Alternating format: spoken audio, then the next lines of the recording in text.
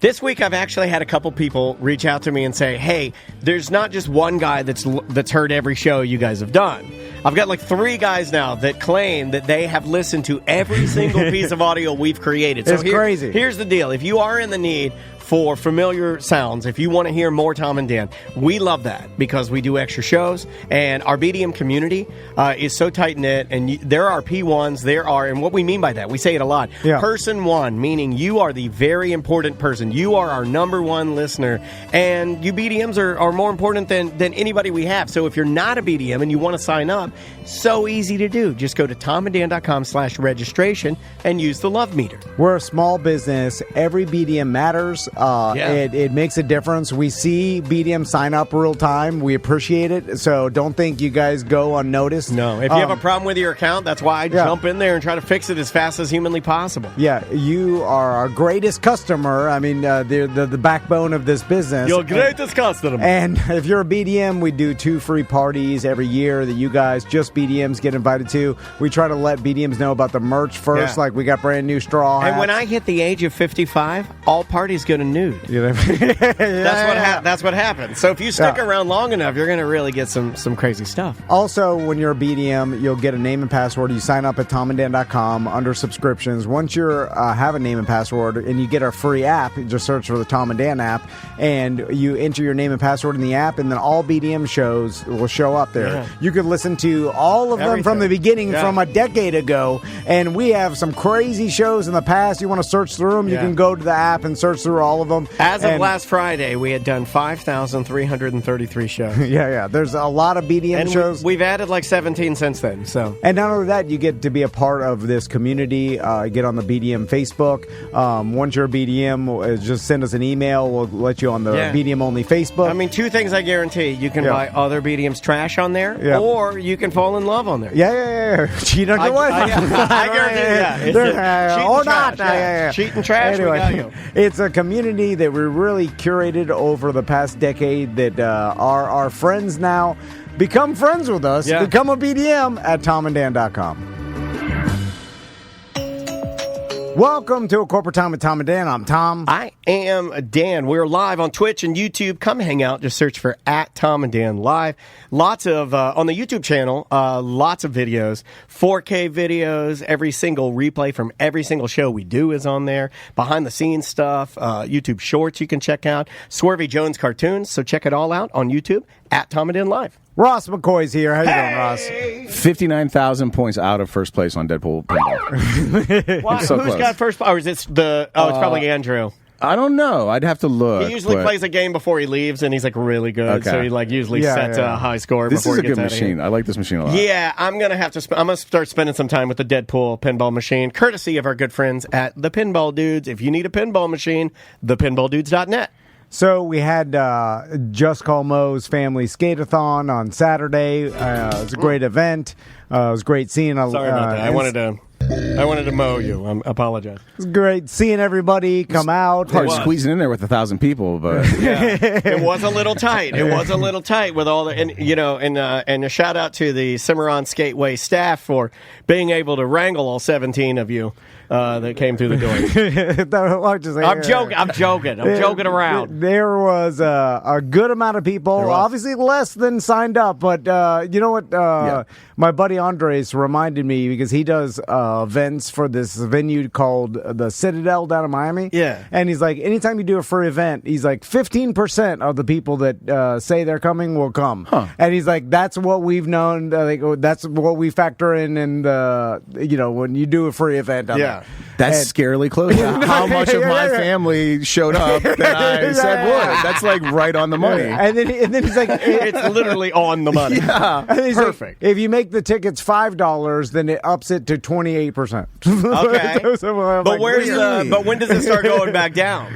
Right, because there's got to be a sweet spot where you make it $7, you might get 32%, but if you make it $9, you're back down to 17%. You know what I mean? Like, I like that. As the price increases, the ticket sales go down. Let's do surge pricing. Let's make it so if you're late, I'm sorry, you got to pay more. If you're early, you pay less. Yeah, but the more expensive the ticket, the more guaranteed the person's going to show up. Because skin in the game. Yeah, that's true. But 72% of people will pay $5 and not show up? That's kind of fascinating. I feel like we could turn that into a scam Instagram somehow. So, you know what? You're not wrong. Write that down. That's a great idea, Ross. Yeah. So a couple things. One, the skating video of me skating around is circulating the internet. That's unfair. You're trying to get in front of it. You're trying to get in front of it. I put it out there too. Just like that. Just like that mayoral. Remember the mayor that was like, "There's a video out there, I guess, of me doing some cocaine." Or something. That's not me. You know what? That isn't me. Yeah, that's not you. But there is something. They're being unfair to you. You were brave enough to get out there, right? You call it? I wouldn't call it bravery. I would call it. For you, the way you were doing that, it was brave. I thought it was very brave. Yeah, I thought it was very brave to get out there and skate. Well, it would only be brave if I knew I was going to be bad, and I still did it. I thought I'd be better. Really? Yes, I did. Have you skated previous to this? No, 30 years since I put on a pair of skates. But when I have this problem, Ross, when I see someone do something, I think I could do that. Is it everything? I don't know. Is it everything? Like if you were to see bluegrass guitar picker extraordinaire Molly Tuttle, absolutely if not. she were here, like just playing a solo or Billy Strings, you would look at that and be like, "That's out of my league." Yeah, no, I 100% no, I cannot do that. Okay, like anybody that's basic physical stuff. When I see the average Joe. You see what I'm saying? Like, when I see Christian McCaffrey or Saquon Barkley hurdle someone backwards, I know I can never do that. Because like I understand what it took for that person. But when I see a regular dad skate around fluidly, I'm like, well, I could do this. Just a regular dad, like Ross, hauling ass around. Ross is fast. I wasn't going to bring it up this early, but let's point it out. Ross, you might be the single fastest dad skater in Orlando. Like when I'm going to make that claim. You're my champion. All right. Ross McCoy of the Orlando Talk Show with himself, Ross McCoy, local comedian, one of the funniest people voted by Orlando Weekly. Hilariously funny, but also the fastest dad on quads. I don't think I've ever you did one last circle, and it's the fastest circle of the day. I feel we're like tiny Duke shorts, which is and a fanny pack, and he was flying. And then, how are you so good? You're at so fast skating, Ross. They go straight. He's like a Hayabusa. You're the Hayabusa of dad skaters. I showed up kind of intending not even to skate. I kind of thought, like, with the turnout that we were going to have, that there probably wouldn't even be skates available. So I had. I was like, I only got one skate. There's too many people.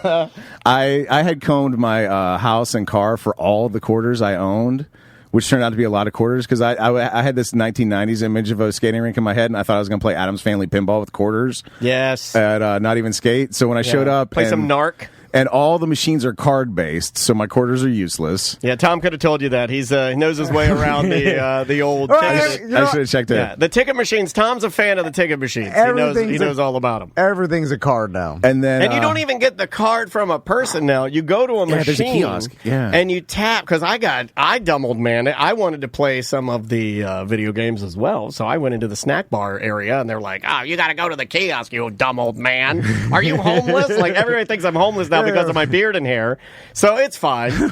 Get out of here, homeless man. Get out. Stop peeing How'd you get in here? Yeah, stop peeing in our snack bar, you POS.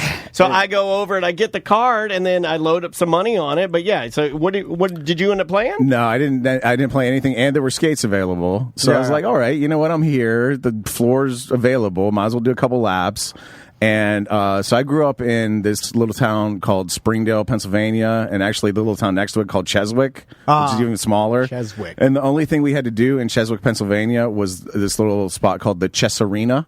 And it was a roller skating rink that existed, I think, at least since the 60s. And so You know what the mascot of Chess Arena is? A hyena. It's actually, I think it's probably Chessie the elephant, because the other thing in Cheswick is a pool supply store, and they had a big old elephant on top of their sign that everybody called Chessie. Oh, small town businesses used to have paper mache animals on top of their roofs to get attention. Maybe that's what we need here. Like a big crab on the roof. Big purple elephant named Chessie. I like that. So anyway, we go to every weekend, like probably Friday, Saturday, Sunday, we'd go to the Chess Arena. You'd rent some skates. I had a paper route, so I'd usually like cash in a couple houses on the way and have a little bit of Street Fighter 2 money. Nice. And you'd play Street Fighter 2 on roller skates and just skate. So like for 14 years of my life, 2 days a week, I was just on roller skates. But that was a while ago. Yeah. So like the fact that you're still smooth, after this many years, that's because it's more the straight line speed that I was most impressed with. I mean, this guy was like legitimately blowing people's doors off. When I was 10 years old, I could go around the roller rink, and do you remember being good? Yeah, it was fine. I wasn't that. I wasn't like what once I in a was while. Saturday. You do it for like a birthday party or something, right? Yeah. I'm talking every weekend, like twice a weekend for 10, 15 years. All right, and then I kept weekend. a toe in the game too. Like I had inlines, through high school into college, and that's then a bold admission. And then during COVID, actually, I was like, I kind of because inlines got cool, and everybody's like, inlines are cool. That's the cool thing now. So I did that for a while. During COVID, I was like, you know what? I'm going back to quads. I loved quads. I don't know why I switched, and I got a pair of quads, and during COVID I would just blast the weekend and skate the streets because they were empty. So I did a lot of street skating in quads during COVID times. God, that must have been so freeing. It was so no fun. mask, just you and like a boombox. Empty streets. The empty streets. You're just dancing. You're just skate dancing to the weekend. Yeah. Oh, yeah. I love that. Drunk on Old champagne. weekend or new weekend? This is like all weekend. This is like just when I found Blinding Lights. So it was Okay. probably like Blinding Lights just on repeat. Oh, that's a great skating tune. Oh, it's great. Great skating tune. Absolutely. So as soon as I put the skates on, I knew there was going to be a problem because as soon as I just stood up on the carpet, I was like, more slippery than I thought. Like I don't know Hey, why. More slippery than I thought. I thought that what the did you wheels expect them to have a little grit to them, like you're? I just thought the wheels would You take thought they more only effort rolled to move. one way forward or something? Well, I have a theory about this, and we have some chat room people that even mention this, like Suzette, who's arguably obsessed with you, is at some point you're going to wake up, she's like literally choking you out. That's what I want. If That's you what I can't be like. mine, you'll die. But she questions why you're so good on your one wheel, but you're so bad on the skates because both have an element of balance to them. And I think what you were expecting is that no friction, the bearings of the skates. The one wheel, like, it does have that friction, and you control the friction. But no, but you control that through your movements. People think the one wheel is some sort of unicycle. The one wheel has a gyro auto balancer in it, like a Segway. So when you lean forward, it leans it's back. like a Segway? Ew, nerd. No, but it's the same gyro technology, so that it doesn't take balance and it to won't ride roll the one back wheel. on you, right? No, So only forward. no, you can go back. Oh, you can go back? Yeah, but the thing is, it auto balance. So if you like, Okay. It'll stop. So if you go too far forward, it pulls you. Like it uses an internal motor to help balance you, so that you always stay straight up. Which is also what everybody on that floor roller skating is doing. They're using their internal balance motor to say, their own person. yours is just like cranked up to 11 or something. You're constantly trying to stay super balanced. I think it was just a different feeling for him, right? I don't know, because like I strapped on the skates and I felt a little stiff at first. I was like, oh, this is I'm a little stiff at this, and I warmed right up and started scooting around there like a maniac again. But this guy just roboted all. Well, the first run was a little rough, and everybody's looking and pointing and laughing. Everybody put their phones out. They're yelling "World Star." They're Absolutely. and it was embarrassing. And they shouldn't have done that. You guys should all be ashamed of yourself. As one of the only, that's my goddamn friend out there. Should be a friend. You should be ashamed of yourself. That's my friend. I told my wife to put her phone down. We had an argument about it. I go, put your goddamn phone down. That's my friend. That's my friend out there. I was having a conversation, and we both stopped mid-conversation and just watched him go by like the half arc that we were standing at. What did your sons think? Because obviously they were happy. Were they? No, they don't know nothing. They don't. They don't pay attention. They were like, you skated? They also didn't care that I was out there. They were That's like, what I told you. That's what I told you. Like in the pit, they just took off in front of me and then never even turned around or like, hey, Dad's coming, or it didn't even matter. And then I told you this. And then I was out there. I'm there, and not even skating anymore. So I'm like, oh, what the hell am I doing this for? Like, you kept going around. Yeah. Then at one point, I thought you were trapped. Like you're like, I can't get out of the loop. Well, then I'm just like, all right, I'll be a clown. But I figured it out.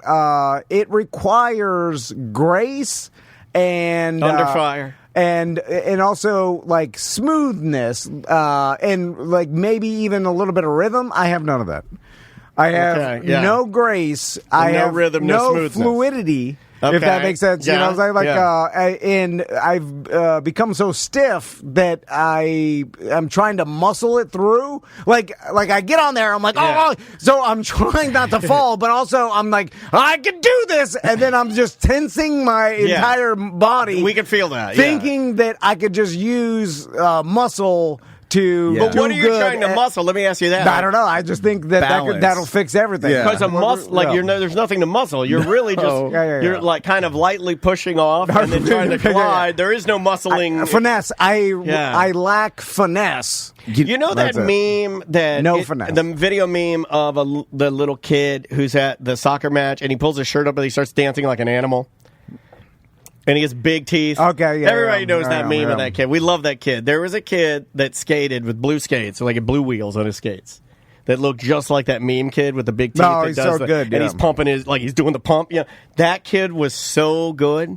That was like that kid was the best skater I've ever seen. He was unbelievable. Some people are not like that. Kid has unbelievable finesse. You know, so like if you like, some people have it. I do not.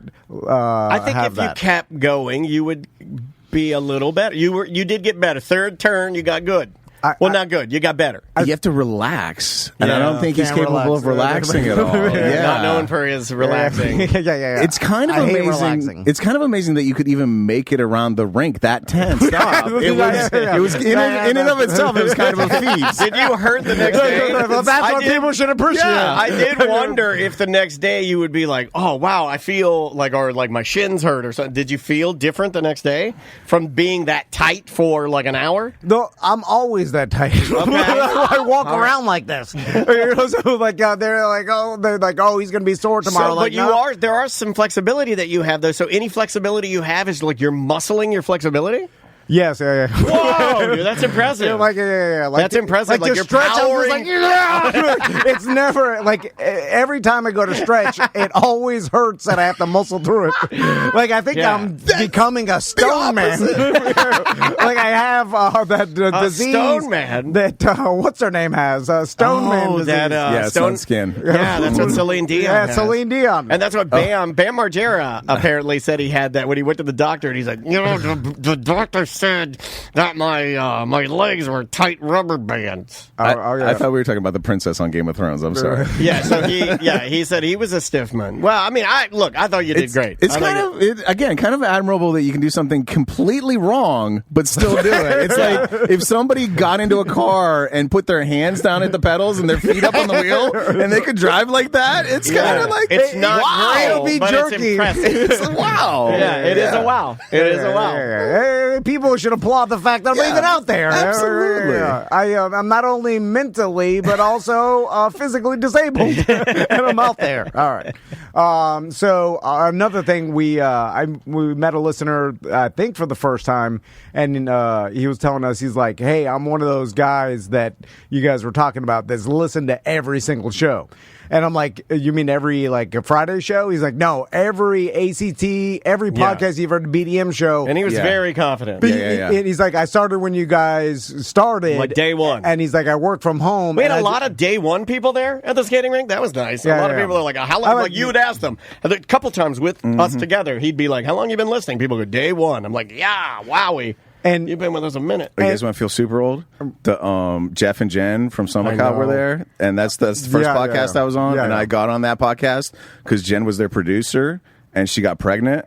And that fetus is now going to college. Oh, yeah. That really gets you. Yeah. It was good to see them. I didn't get to say hi to Jeff, but I did see Jen. Yeah, I got to know Jeff. It was awesome. When you see a newborn and then they're an adult, it blows. Like that gets me a lot. It was like, oh my God, your baby is going to the army. You know, like, it's worse when they go to the army for whatever reason because I'm like, oh my God, they're old enough to carry a firearm and defend our country. country. Like college, I don't give. And too I much imagine credit. them as a baby holding that firearm. Yeah. I'm like, oh my god.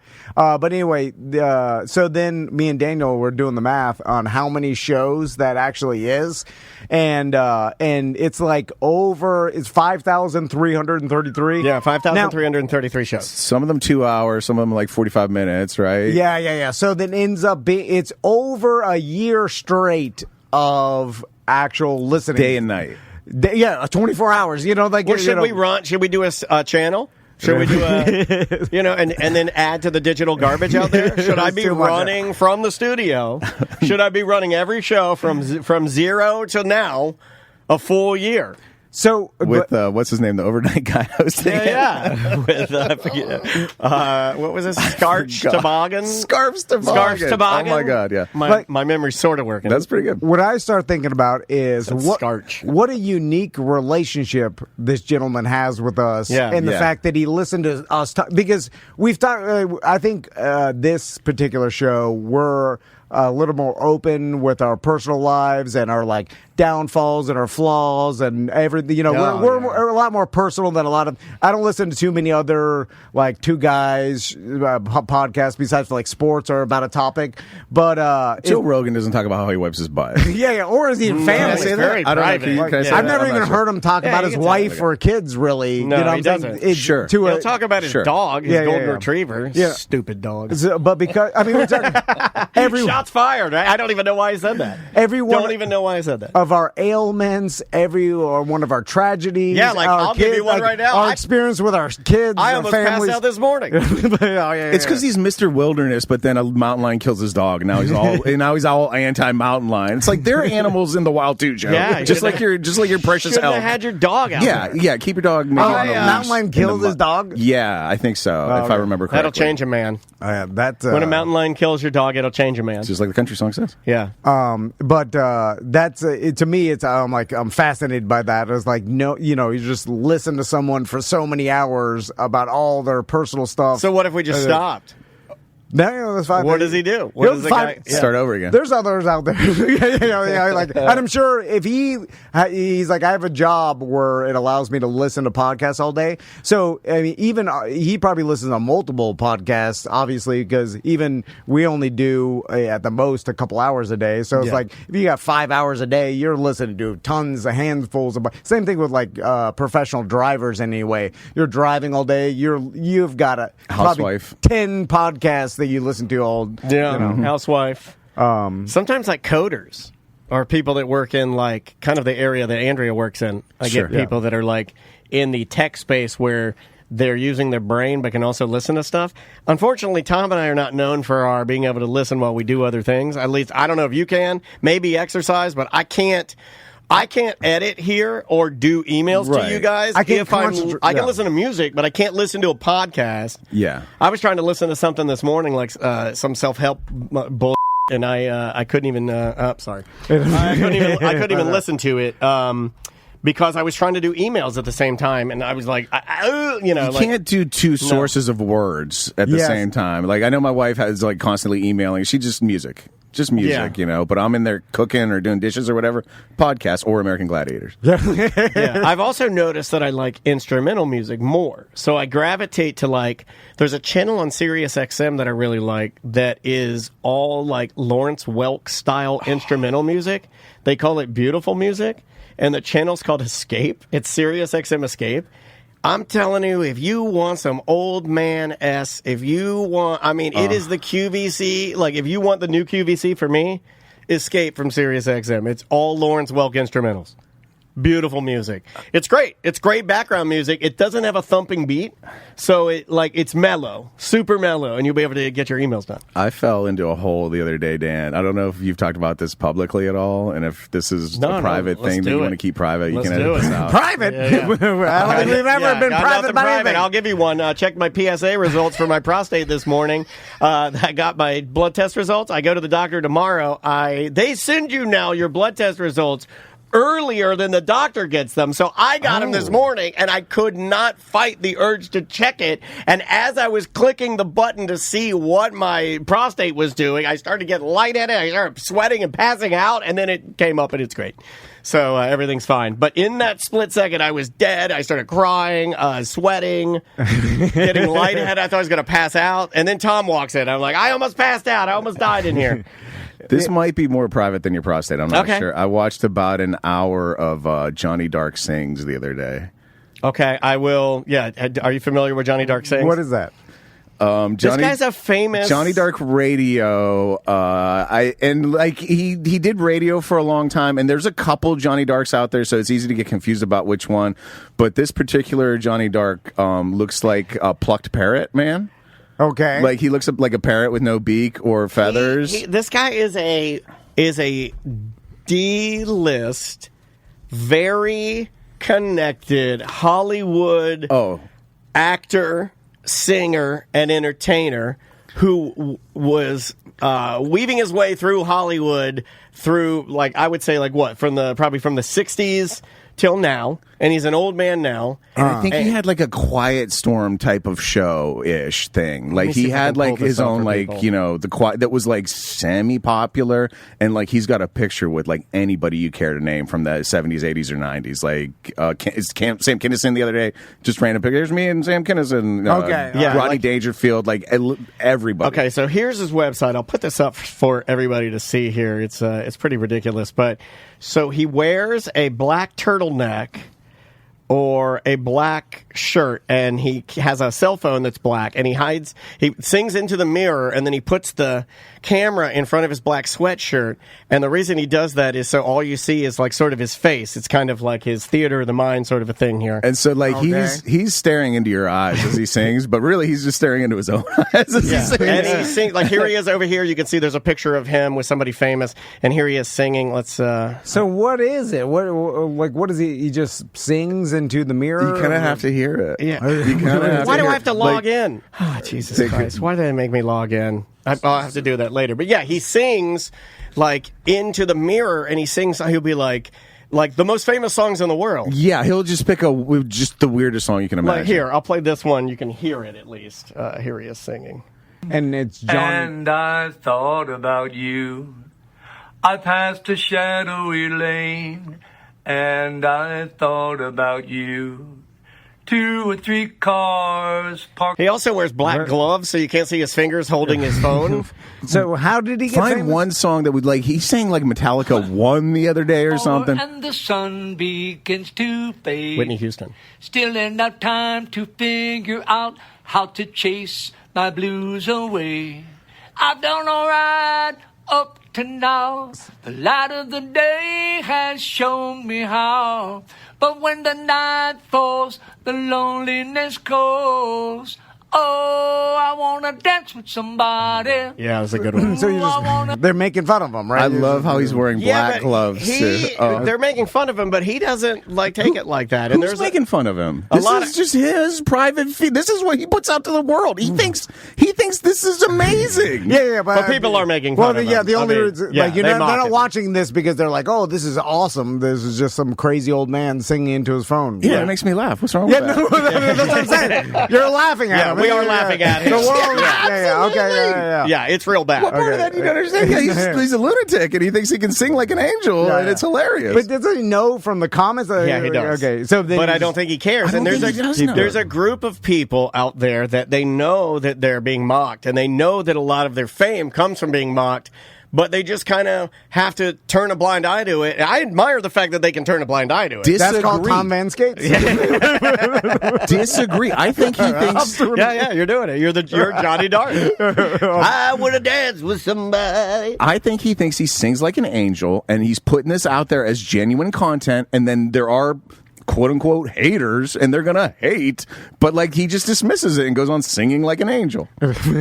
I do like his lo-fi black gloves pointed into the mirror, black turtleneck. Like All this I do like weird that. stagecraft But that unnecessary. Yeah, it's unnecessary, but you think he's doing it for a laugh, right? Like the black gloves and the cell phone case and the black sweater. He's not. He's just made up his He mind. 100% is Absolutely. like, well, if I make it black, then people won't see my camera while it's filming me in the mirror, or they'll see less of it. And he's addressed it before. He's like, you may ask why I'm wearing a black turtleneck. I have a black case and for my phone, and I wear black gloves. It's so I don't break the performance. You can really focus on his angels. You can focus on my face. Yeah, it's wild. But anyway, I'm glad you like that. I'm glad you're on that. Oh, so after we did the Moe's skate event. Can we talk one more thing there? Yeah. Sorry. I want to tell video game makers, or I guess ticket game makers, how disappointed I am in them for making the games Wicked Tuna and the new Space Invaders, the Jumbo Space Invaders. Both of them, they're not really video games. They're just ways to get kids addicted to getting tickets. There's no skill involved. You don't have to, you're not fighting a giant tuna or something, a fish. Yeah, it's all about the tickets so you can get the Chinese garbage. Right. And I didn't know that, and I wish you'd warned me, because guess how much it cost to play Wicked Tuna one time? That was going to be my question. What is the price per play? $6. What? Yeah. You can get a craft beer for that. $6. It's $6 for one play? Yeah. That's a lot. $6. I heard recently people will pay that, and 72% of them won't even show up to the event. But anyway, I was just bummed out that, because I've been wanting to play Wicked Tuna. And then what kind of ticket payout do you get? I mean, it's decent. 30 tickets, 40 tickets. It's a lot. And what does that get you at fart whistle? You get one fart whistle, yeah. Okay, so it's worth it. Yeah, it's expensive. Very expensive. And so after we did the skate event, my buddy Dre and Leanne, their family, were staying with us on their way up north. And we're watching their dog. And he was like, "Hey, our Joe Shed, a friend of ours from high school, is playing down the street at Lou's, Whiskey Lou's, in his hardcore band, Subculture Threat." And it's I say new band, but he's been in a bunch of bands. So anyway, went out there. He's the lead singer too, right? He's yeah. And normally, Whiskey Lou's not what I think of as a music venue here in Orlando. Oh yeah, for punk and hardcore. Okay. Yeah, it's a small punk. I mean, it is as punk rock of a room. I've never been in there before. And when I walked in, I was like, "Oh wow, it's just a run welcome small to punk rock room." Welcome back to 2003. The bands play on the floor, there's no stage. Yeah. It is old What the school. F? What the F is up, Denny's? It's very much one of those, So there was also a tiny punk rock club down in Miami when I was in high school called Cheers that I used to go to and see. And in fact, Cheers. Oh, my buddy Woody used to bartend there. Oh yeah, I know him. Took over after Coach died. It right? was sad. The last time I saw my buddy Joe, and we call him Joe Shed because he played in he played in a punk rock band called Milk Shed back when I was in high school, and there was like. So you guys named him like an Ironsmith would have. Well, this is the precursor. Yeah.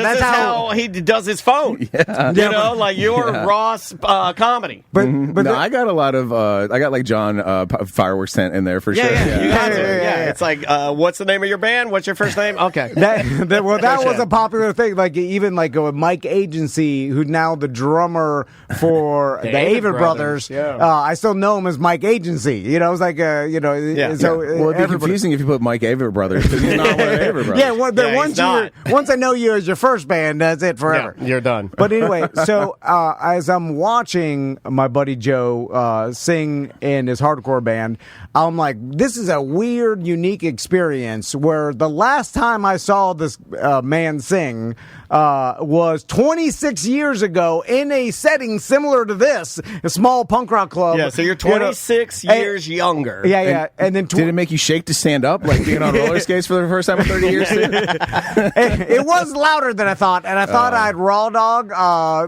didn't bring. Now, what you said you did made me laugh because I didn't question it because I thought you were kidding. No, because Crystal did it, and then she gave me little wads of toilet paper to stuff in my ears as because I don't have earplugs. Yeah. But at first I tried to take it. Don't do that. Don't put it. I tried to take it, and I was like, just go outside. Go outside and smoke a cigarette. It looks cooler than put toilet paper. Watch my buddy Joe play. But just cover your ears while you're. That's funny. Look bad. And by the way, it's a small. A one room small deal. Oh yeah. But anyway, I was just mega amps. I appreciate it. Like as I get older now, I look at everything like, I'm gonna log this experience in my brain, and like not just I'm just seeing a hardcore band and a cool punk rock. But it was your buddy. But it's like the fact that of like 26 years later, I'm seeing him in the same similar setting, and he's still playing. He's lead singer of a band. It's just that's a unique experience. He's like I'm gonna log. He's like 48, 49. Yeah, it's cool that he's doing it. He was That's always awesome. older. That like when we were in high school, like the older people that graduated the band, and they were playing, and that was a cool thing to go see. Yeah, you'd go see their bands play. Sure. Yeah, we did that too. But anyway, and any other bands playing, or was it just his band, or some band from Brazil, which they were Sharps, and then I still didn't know that existed, and they're like, we're skinheads, but against, and they're explaining to the audience, and I'm like, everybody here knows. It's tough to have to say that. You know, like, excuse me, guys, but we are non-racist skinheads. We look like the other ones a little bit. And when you're throwing your arm up like that to get attention, aside from maybe our boots or laces are going to be slightly different. Absolutely. And if you'll notice, our swastikas are backwards, the Indian way. Which is funny because the last time I heard of that was when I was in high school, and there were Sharps, and then I knew skinheads against racial prejudice, and they were anti-racist, and they'd beat up or they'd fight anybody, the racist skinheads. Which is a confusing battle. Yeah. You're like, wow, look at go. One of you shirts and skins or something. Come on. You got a little bit of hair. Pick a color of a bandana. Put a bandana on your wrist so I know who. The Bloods and Crips knew. We knew red or blue. Yeah. But anyway, and then even just like seeing, you're like, there's like scenes of hardcore scenes still exist, and even at we walked by, we saw a friend of ours' brother at a goth night that was happening at Will's Pub. Golf. No, Will's Pub does like goth nights, and then like there's a goth scene. So like everyone, like we were walking down the sidewalk. And is it all TH words you have trouble with, or just goth? and it's like, this all exists. It still happens. I just don't see it in my bubble. Not in it. Yeah. I mean, but that's cool. It's you cool had kids, and your life ended. Yeah. Do you hope, like, in seeing something like that, are you kind of like, well, I hope would you see your boys maybe playing in a band or something? That'd be cool. Yeah, I'd go there to see them, and I'd be front row, fingers in my ears. Toilet paper hanging out of your ears. Let me ask Ross this, because so remember when you hosted the what YouTube channel was it? And you're talking about All Gas No Brakes, Channel 5? Yeah, that guy Andrew Callahan. Callahan, that's it. And then you realize you're like, he's back, by the way. Like, he just released something. People don't care. Yeah, something He's this morning. He released a new video talking about like some of the homelessness in LA or something I saw. He's really focusing in on like quote unquote like good works type stuff now to kind of offset all the negative things that right. So when you did that, remember we were talking about like these influencers not knowing how to put on a stage show. Like, absolutely, they had no idea how to put on a stage show, and even brought somebody in to help them and completely derailed them. So, Dude Perfect is coming into the Kia. Correct. Right. Okay. So correct. So this has been on the books for a year. You know that, right? No, I see the advertisement on Facebook, and then Crystal, like my son Max's birthday is coming up, and and Crystal's like, he watches this on YouTube every once in a while. Like he knows about them. I will fascinate you when you're ready. Okay, yeah. So and they're God guys too. They are, yeah. Interesting. Maybe I'm not saying maybe it won't be as fascinating as when we get to it. Okay, there we go. Well, Danger Brain did their original branding. No kidding. For Dude Perfect back like when they were on their rise to fame. And and interesting because their branding right now is a straight just rip off of an anime. Did you know that? No, I was because Kia Center is right on my way home, and they got that giant TV on the side where they advertise upcoming stuff. And I literally was driving by like, how is My Hero Academia coming to the Kia Center? And it's Dude Perfect's poster. They just they stole it, put their faces on, same fonts, everything. It's a complete ripoff. So, and of course, a lot of people know Dude Perfect are the trick shot guys, and they'll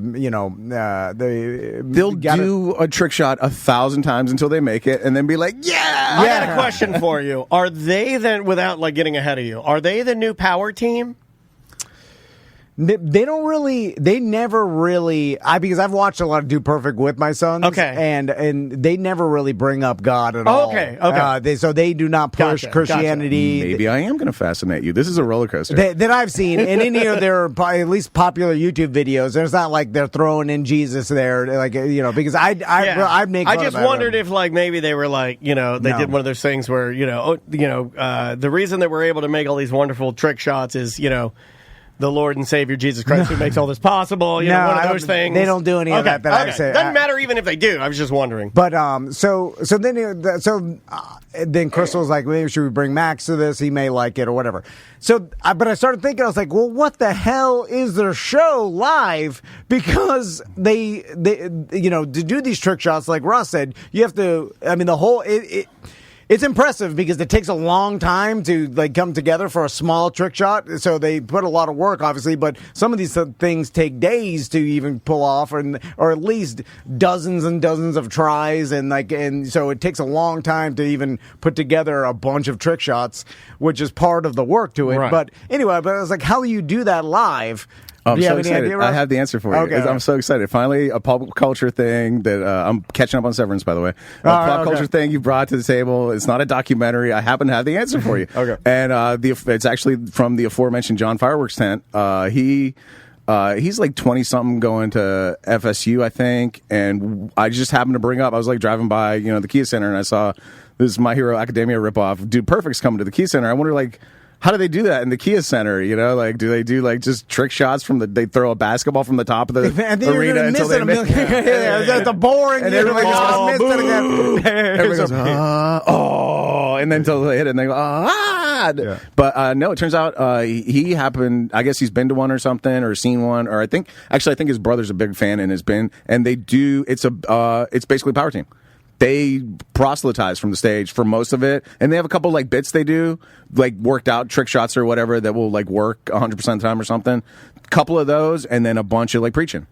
Really? That's what I was told by somebody in that age range who watches and experiences this. I was like, what do they do? Trick shots for an hour? And then he was like, no, they get up, they preach, a couple little trick shot things, but mostly preaching. Hey, I'm down for holding hands and singing "Our God's an Awesome God" because if you've never done it, it's pretty powerful and it's fun. Christianity or are they doing motivational speaking? Christianity. Okay, straight up Christianity, Power Team type stuff. Yeah, that is. I used to love the Power Team. That's a weird switcheroo. I said the same thing. Because I said the same thing. Because if you don't think about it, and you're just I want to see Dude Perfect do what Dude Perfect does, and without thinking how they're going to do this live. I mean, I got okay. This is the ending of their show.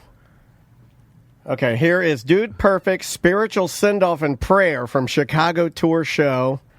Hold on, let me. So a lot of the people that go to this are probably religious and follow them and I they guess want this. you guys at least knew they were Christians and kind of represented that way. Yeah. If I would have gotten a ticket to this and gone, I would have had no idea and would have been completely surprised. Here, watch this. Let's hear what they say. Now to know that after 13 years, I can honestly stand on this stage and tell you that none of those things in any amount. With any amount of zeros on the end of those things compared to the joy of knowing Jesus Christ as our personal Lord. You're right, Ross. They get up there and they do it's kind of like a mini sermon thing maybe at the end. They'll do some fun trick shots and stuff, but they put a little God on it at the end. The way it was described to me is it's mostly preaching, and then there's a couple little trick shot things. Okay, well, it's not even just an ending. That's what I was told. I'm not going to play the rest of this, but apparently he calls up some other kids and then they get saved. They do some of that. And this that is a weird. And you accept Jesus into your heart. And this is I'm no stranger to that. Me and Max would be saying, "Well, do a dunk, do a flip dunk." I was like, "What the hell?" And let's invite. I'm not here for this. Let's invite Tom and Max Van to the stage to accept Jesus Christ into your heart. If you, it's fine. It's fine. Tom, do you accept Jesus Christ as your Lord and Savior? It's fine. I do accept it. man. Oh, yeah. I'll do anything for Jesus, just not to be uncomfortable. Baptize me, please. You would do it? You would just go through it? Yeah. Absolutely. He's never, because it would be too mean to all those other believers. He's not going to crap on their faith. No, I can't do it. Yeah. He's Just shaking like He's a robot. not- Getting dunked underwater, shaking like a robot. Also, if you put your hand on my forehead and push me back, Yeah. I'll pretend to faint. I will too. Then I'll start shaking. You know what? Maybe that is something we both agree on because, look, I'm not there to make any of those people feel bad. I grew up in the church, and it's not my bag now, but I'm not going to ruin their time. If it's working for them. But also, I want to go on with the show. Like, I want to make the show we might get better. some dunks. Not even that, but there's like the people that went there. If I just stand there, he pushes my head. I'm like, didn't work. Nothing works. I'm the devil. The people are like disappointed. I want to make the people happy. Like you You'll should fly fall back. backwards. Yeah. They're like, wow, why'd you... Would you go so far as if if they pushed you into a wheelchair and put an Afghan over your lap and whispered in your ear, pretend to be healed? Would you do that? That's the FDR, and I would do that. Yeah, I would do the FDR. Well, whatever the least awkward thing is. Okay. Just stay there. Open your mouth like Terry Schiavo, and just okay. Okay, so the answer is I shouldn't probably buy Max tickets to this because he's not going to What if he wants to be a Christian? He's not going to get dude. Well, he's not. Well, he wants dude perfect. You see what I'm saying? He's not like. Yeah, but hey. there's only one dude perfect, and that's Jesus Christ. Right? Is that why they're called Dude Perfect? Is that why they're called Dude Perfect? Because Jesus? Oh, come on, dude. You have to. They need me on They need me in their marketing division. Listen, I'll accept it if you never miss a shot. if your entire career you never miss, I'll be like, oh, maybe it's something. I don't know. I believe in God now. That's But if you miss the majority and make one out of a million, then then you're back to reality. You know what's funny? What's the ticket cost too? That's the other thing. Oh, to the Kia Center? Also, when you start $33, just so you know, when you do start blending the God and the money, that's when it starts to get a little weird. Well, the fact that the ticket was only $33, that's reasonable. Because Chris was like, "Oh, it's only $33." That's what the red flag popped up because I was like, "Wait a minute," because that's how Jesus gets you. Well, not only that, I was just thinking like it can't be that elaborate and amazing of a show. $33 for praying. if it was that cheap. Yeah, because like your Sabrina Carpenter brings just a normal singing stage show and it takes like 200 plus. Yes, yeah, and that's just to truck her stuff around basically. So like, how much stuff are they bringing? Literally $200 for the worst seat. Absolutely, for nosebleed. This guy knows. He's a weekend fan. He knows what ticket prices I got them tickets cost. early, dude. Yeah, how big's the stage show? How much stuff are you bringing? Yeah. Is there any flip dunks? Carrot Top in the Kia Center is probably like a $75 ticket. Like he's got a lot of stuff to bring. He does. He puts on a damn good show. And he's very funny. Yeah. Interesting. I did not know that's what they did. Well, good on them. I mean, yeah, just recently found that out myself. I would have been startled to go. And because they are limited, I'm kind of curious to, even with some of the trick shots, how they even pull it off live, because you're going to miss. I mean, even a 40-foot basket, you could sit there 5 minutes straight and miss. You know what I'm saying? Like I'm sure they've gotten good at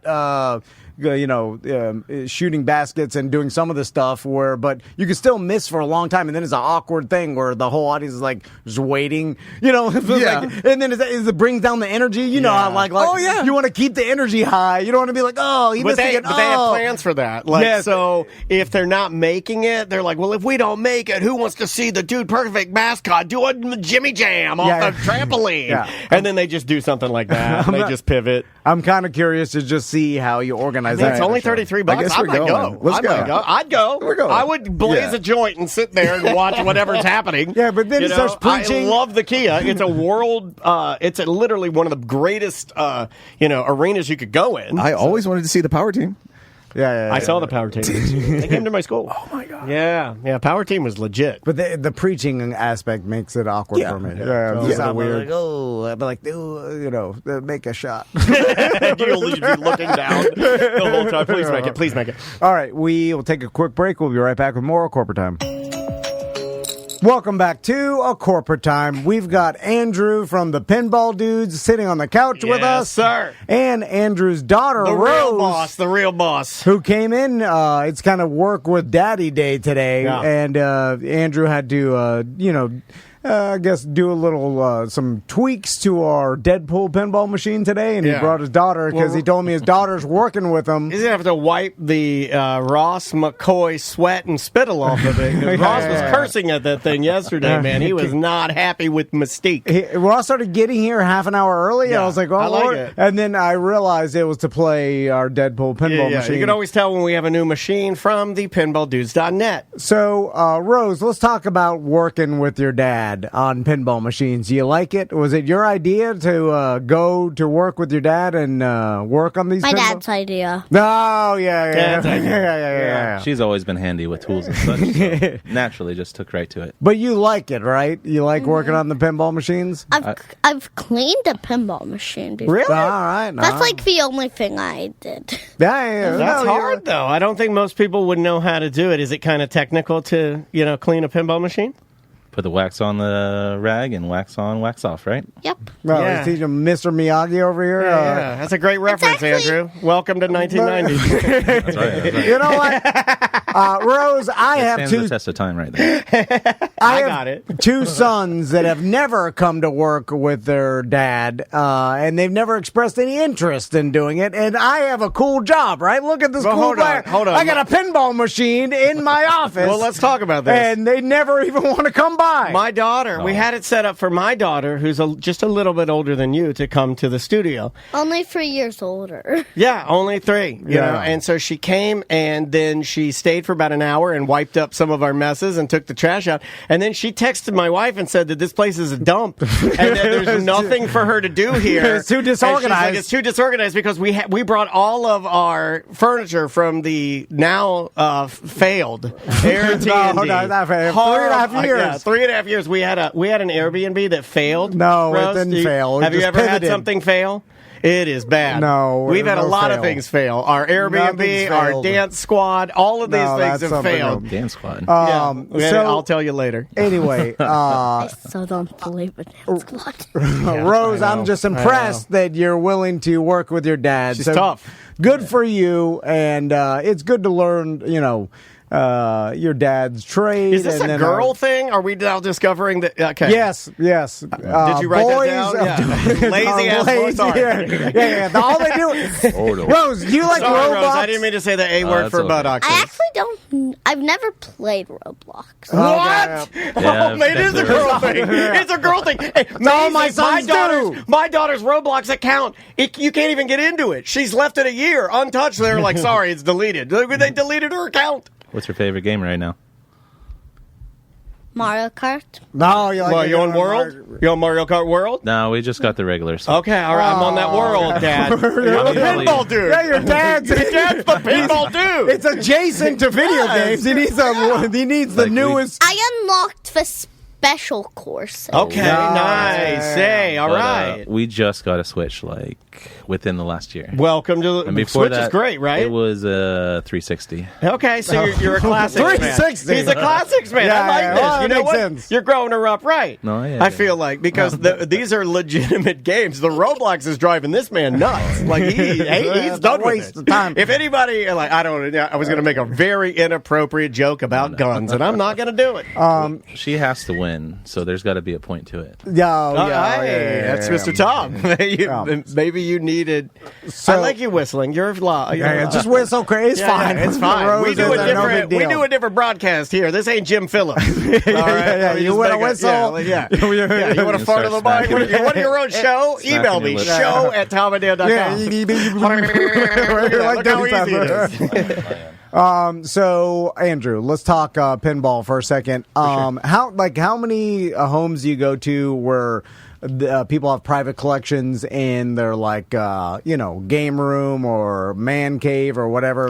Is that a I would prevalent say thing? nearly 90 to 95% of it is a home use. Okay. And sometimes it's just somebody getting their very first pinball machine. Otherwise, this week I've been to guys' places where they have 10 to 12 sometimes 20 games set up, and like $100,000 in sitting in one room. Really? Oh Yeah, my God! Craziness. So, and is there a rhyme or reason with how they choose the machines? Is it all nostalgic? Is it like they get the newest one, or is it all over the place? It's mostly the newest, hottest thing. Every 3 months, just like I do my rentals quarterly, they come out with a new pinball machine.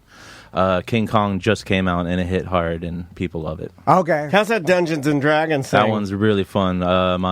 My Kava Sutra bar, the owner, Matt, he's said that's his favorite machine right It now. looks very crazy. It looks like it's got a lot going on.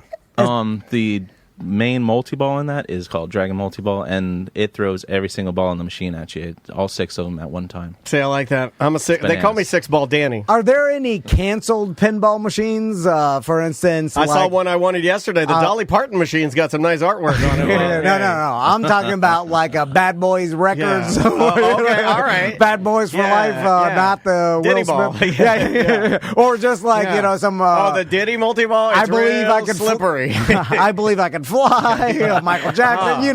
You're doing the math. Let's here. create one. Is there anything like that people have like? Nothing as wild as that, but there's been a couple of companies in the last 5 years that started up, said they were going to make something, took a lot of money in, and then went under before the game actually came out. Oh, that's what we need to do. Hey, GoFundMe, Tom and Dan Pinball Machine, get all the money. Baby. So again, Rose laughed at that. She's a gamer. Anything pinball related, call or text Andrew 321-591-1062, thepinballdudes.net. So Rose, what's going on for the rest of the day after you, what do you got work planned? on our Deadpool machine? Are you going out to lunch with your dad? Yeah, what do you do? Go out for beers? Science Center. Science Center. Right. You got an awesome day planned. This is Good. fantastic. She ties in. Yeah. Have you For been? 1 hour, and then I have to go to my karate class. You're Science Center and karate, and you go to work. It's a girl thing, dude. My son hated karate. She's literally cutting her Science Center trip a little short so she can get early to karate, do some stretching. It's a girl thing. My son's like, do too many push-ups. What does this guy expect from him? I think we got our answer. We don't even need to investigate this anymore. It's a very simple, like, girls are just tougher. Childbirth, boom, there's your answer. Karate. Girls are better. They're just tougher. They're just naturally tougher. Yeah. Harder working. Yeah, she asked me privately. You had gone to the bathroom, and she goes, hey, I have a daughter. She's like, oh, you have a daughter? She goes, yay! Team girl, right? You said that. Yeah. Team girl, man. God, tough. Rose wanted to work with her dad half the day, a little bit of science, then get to karate. And a whole lot of ass kicking afterwards. It will take 1 hour, more like a 1 hour and a few minutes to get there. Do you have a bedtime, Rose, where you go to bed during your bedtime, or do you like one more Roblox game? Oh, come on, and then you start complaining? Do you beg to? Yeah. Then you want to eat ice cream? I'm like, ice cream? What kind of Willy Wonka world are you living in? But more importantly, does your pinball dude dad bring you ice cream and pet your soft hair? There's a breakdancing. Well, he does. He do does. the second thing. Oh, yeah. He'll pet your hair. She's got a pretty good bedtime. Yeah. All right, Rose. You start chilling out. But I reading do books not and like get it. to I bed. do not like it. No, yeah. But you do it. Sometimes you got to do stuff you don't like, right? Yeah, not according to my sons. they do nothing. For a split second, I thought you were going to yell, "Not at MTV Spring Break." you are MTV Spring Break. Rose, thank you very much for coming in today. Andrew, thank you, buddy. This is hilarious. I love it. This is so great. We'll stop by. I'll stop by soon. We can talk more pinball and talk about the ramp. Rose, you can tag along anytime. Okay. Okay. All right. I'm telling you, get a pinball machine for your house, for your business. Everybody loves it. It's a piece. Rose, it'll make your office better, right? Yeah. Tell the people in Radioland, it'll make your office better. Make your office better. And say you're going to like the way you look. And then say just do it. And then say we got the meats. When you walk in, you're like, oh, this is fun. Like it's a piece of art that it is. You know what it is? And we can all. It's you know what it is, Rose. It's ooh la la. Yeah. There's also like a monetary fanciness. Like I'm better than you. Yeah. Because they're not. Which that's when we're getting into Diddy territory. What my boss does especially is if you buy a pinball machine from us, you can come back to us and trade it in with minimal got to put a little more money down, but you can get a brand new one every so often. If you want Okay, to. yeah. It's like I do the trade out and all that stuff. Board trade in. Yeah. I don't know. I felt the need to yell that. But like I said, with those people getting the newest and best, they're usually trading in the one they don't play anymore and then getting the best thing. Yeah. That's what I want to do with my wife. Definitely. They do Definitely. Belichick did that. Yeah, he knows. And he got a minimal amount of damage for that. He got like maybe 3 weeks of damage, right, Rose? If he's the best coach in the world, football coach, Then he had this plan. He had this plan. Then this is the best idea. He also right? won the Super Bowl, I feel like, right? They're like, he's the best. Why are we following him? Have you seen Everybody's him like, on the oh, beach? shame on him. There's pictures on the beach. Small price to pay. Small price. Lift her up with his legs. Okay, By we the way, gotta get that's out the of only thing I was like, don't do that. That's, He couldn't do it with his arms. That's why he did it with his that legs. somehow shows weakness, and I don't like it. So, Belichick. Hey, Rose thought that was funny. She hates the Patriots like everybody. All right, we're going to take a quick break. We'll be right back with more Corporate Time. For sure. Thank you. Welcome back to A Corporate Time. We've got Scotty and Rick Kilby here from the Orange County Regional History Center. How you guys doing? Good. Good to see you guys. Thanks for being here, y'all. Of course. Thanks for having us. So Rick is doing a talk on July 17th about the history of Church Street. And I'm excited because I have a lot of history with Church Street because back in the radio days, I worked there a lot. It makes me sort of sad to see years it now, like because there were, like much like, you and I sometimes talk about life, in 3 stages or whatever. Like Church Street to me had sort of that. It had like that first stage where I was going to the 90s. I got to go to the arcade maybe twice as a young boy, and I thought it was like, it doesn't get any better than this. And then you got stage 2, which is you and I working down there, and I'm sure you'll elaborate on the amount of time you spent there. And then now you got this stage, which is like, oh my God, what is it? Where is it? What happened to it? I think Rick will tell you there's even more. There were stages before that stage. I'm sure. Okay, so let's get into it, Rick. Let's talk about Church Street because I know a little bit about is it Bob Snow? Yeah. And I don't know why I thought you were going to say bobsled, and I was going to be this guy's on drugs. So let's talk about Church Street and I guess start from the beginning. So I actually go back before 1875 in my talk, so I'm going way back. Yes, no arcade there. You got a hoop and a stick. Yeah, hoop and a stick. Exactly. So I'm doing the block from the time the railroad gets there in 1880. Sweet. All the way to the present time. With, I'm not going to go into like Lou Pearlman and Paris Hilton and all that kind of stuff, but really just the attraction era. But there are 3 phases. One is like the pioneer stage where it looks like the Old West. There's cattle roaming down the middle of the street. Whoa. It's dirt. And Orlando kind of blows up because we have a railroad now. We should go back to the cattle now. Right? I think it would work. You know what? It would work. People forget about the doo-doo. They do. All the horses and cattle produce so much doo-doo that it ruins the city. I had a friend that one day, he's like, I wish I lived back at Red Dead Redemption times. I'm like, it was hell on earth. And it smelled like it. And you smelled like it. You're like, ow, my tooth is dead. That's a movie he's writing right now.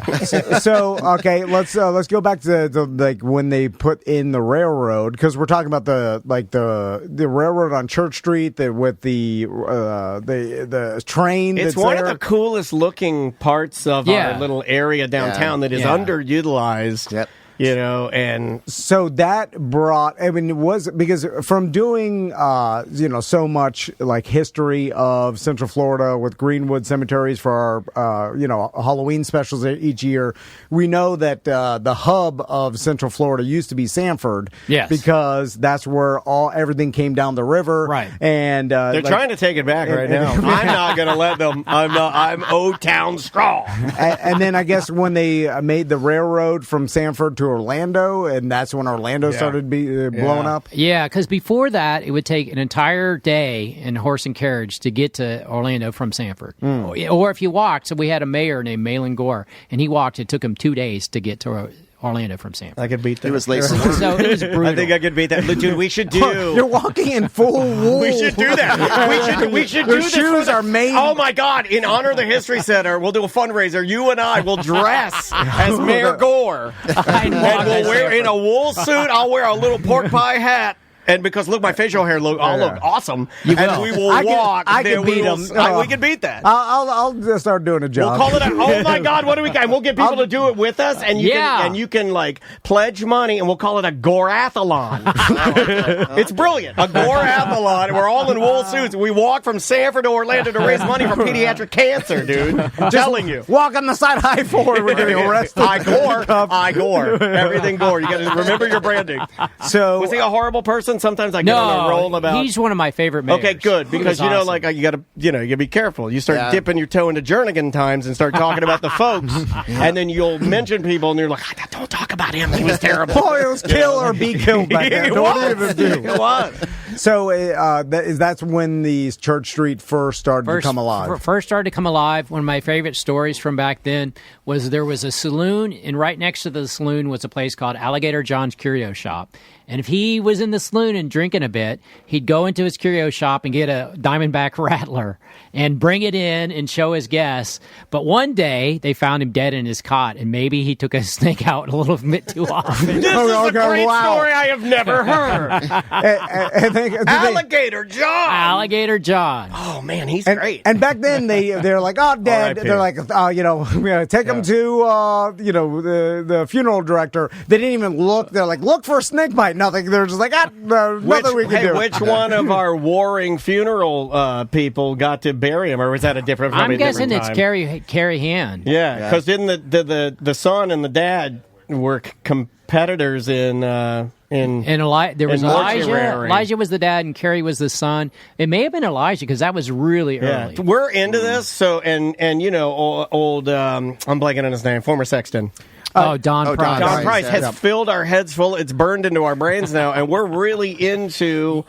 So when we got the chance to work with the Orlando History Center, it's like, oh my God, we would absolutely love to, because these stories are amazing. You guys haven't had. You're coming soon to see the Orlando Collective. Yes, yeah. We have Nellie Hand's wedding dress in the exhibit. Really? Yeah. That's awesome. So Carrie's wife. That's crazy. Yeah. So Rick, and if you fast forward a little bit from the 1800s to the 1900s, and then you get into like Prohibition and things like that, did that affect Church Street at all? Was Florida even big enough? Because it didn't really start thriving until like AC and some creature comforts, because we're just a giant swamp. So it was not very attractive to even live here until it became more comfortable, right? Well, so people were coming down because there was a lot of land available, and we were a society that relied on agriculture, and so there was a lot you could do. You could come down here and make your fortune. But then we had a big freeze in 1894 and 1895, and it just destroyed the citrus industry. So Orlando actually lost population for about 15 years. But it started coming back because... Interesting. We need a freeze now.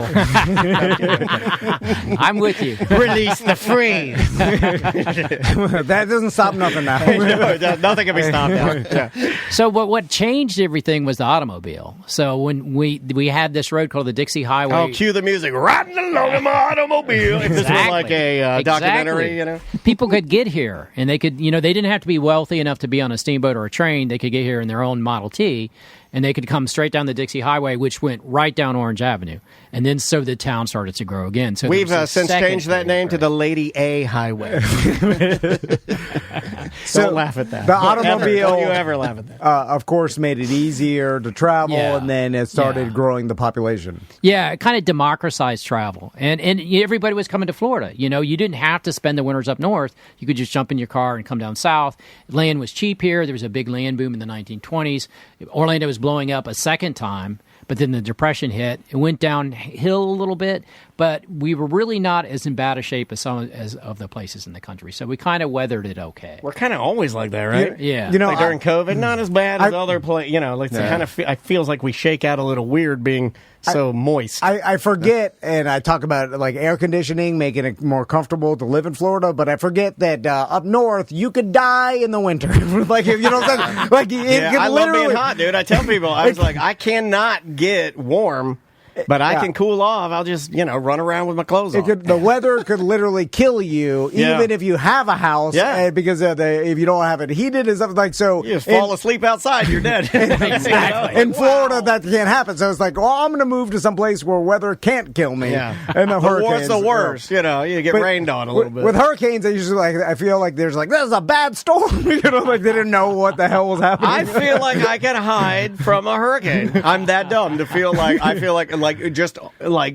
on my own outside. I could just I don't know. I'll just crawl under that. Wait until it's over. I'm little. I feel like I could do that. So, as the population increases, Church Street and downtown Orlando obviously becomes bigger and bigger. Why is it named Church Street? So originally the center of town was by the courthouse where we are now, the History Center is now. Out in the country was a little building that was the very first, it was like a log cabin, was the first courthouse.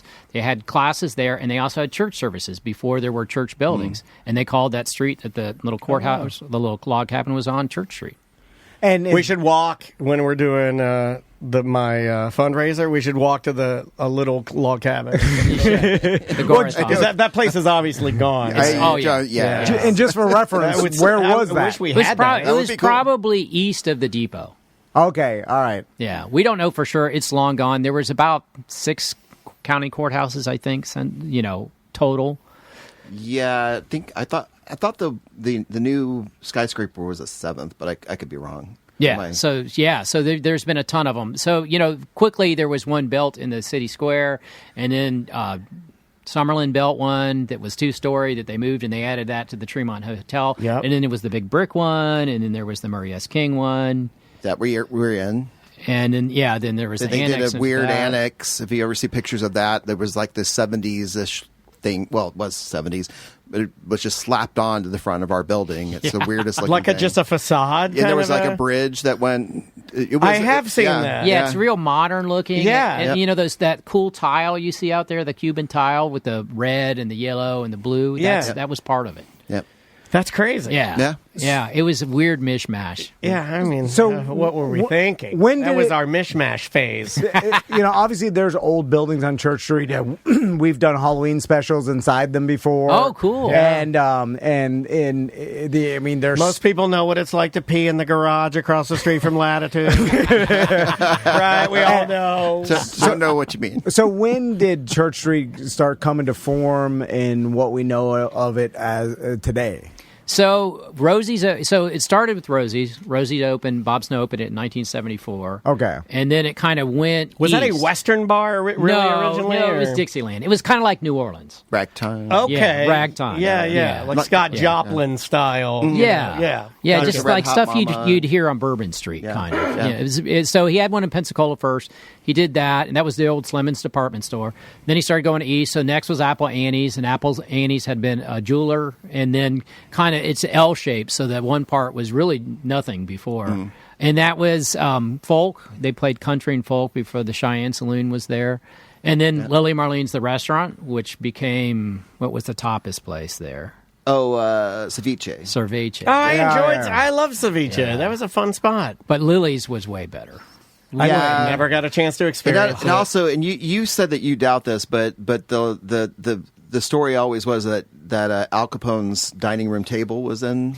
Yeah, and supposedly, there was one big chair at the end that supposedly, had a big piece of metal in it, so nobody could sneak up behind him and shoot him in the back. Right, or hit him with a baseball bat. Yeah. Wow. But, there are Al Capone myths all over the state, from Miami to St. Pete and to Mount Plymouth. There's Al Capone. I've got one. Probably made up.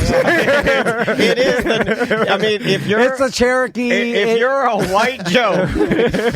white Joe, in Florida, you're either A, Native American, or you got Al Capone's steps in your backyard. Right behind our house is Al Capone's steps. This used to be his hideout. I think we have the same birthday. You and Al? Yeah, not the same year, obviously. But, You know who I think he was born on January 17th. I think I got Bill Cosby and George W. Bush. I've got all these cool people: Betty White and that's a good one. Ben Franklin and James Earl Jones. Ben and, Franklin, syphilis. That's all I think. Eartha Kitt. Wow. I don't know. Wasn't that the rumor that Ben Franklin had syphilis? So, Rick, how many pictures of Church Street have you seen? Like old picture? How far do they go back? Like how much documentation do we have of all this? So there's a wonderful photograph that I have that shows Church Street when it was out in the country. When Okay. it looks like a path going through the country with some houses on it. And it's probably from the 1870s. Wow. God. Yeah. That's my Church Street. Yeah. I'll tell you right now. Anytime I see pictures in the 1870s and they're like, this is what it used to look like, and this is what, and then it was just like wilderness and a Like, dirt it's like road. 4 buildings. It's almost impossible to believe, you know, The because you're buildings just like, are wide open too, with like barrels of like fruit, you know, and then right. there's like some wagon going through. I'm like, Pickles. how does that even work? you know, our brains, like we it's hard to comprehend hundreds of years, much less. That's where you get to understand our evolution and stuff is like too long, and like that seems impossible. Yeah. Like now, this is downtown Orlando. It's like Yeah. no way, Yeah. and it's like yeah. Guess what? It was 150 years. You can get a lot done, you know, Yeah. and that's what it is. Yeah. And so then when after the 70s, Church Street started becoming like entertainment based, or when did it become Like like Club Haven for you and I. bars and I mean, restaurants? we made so much radio promotion money on. No, I'm being very honest. Like without Church Street, you and I, we literally probably That down was a payments heyday. for our houses or our apartments So or cars. what station were you on? Real Radio? Yeah, we're Yeah, still yeah. on there now. Oh, But- yeah. We but- used to spend a lot of money. I used to write spots, actually. Oh, really? Yeah. And we used to be on Ed Till. Oh my yeah, God! he- I was his producer. Yeah. Oh, really? Yeah. Oh, Yeah. he used to. You know what? He treated me well, but he treated all of his other producers Oh, not well. He was. Yeah, there was an incident with Yeah. us. Yeah. Yeah. Yeah. Oh, well, Wait a minute. Yeah. Wait a minute. We heard he Yes, I was there Yeah. because Greg Holt had trained me. Oh, And wait a minute, you got brought in, and then I don't think no? I was brought in. Or It was somebody. probably it was my boss. It might have been your boss, but yeah, I remember. I was. yeah.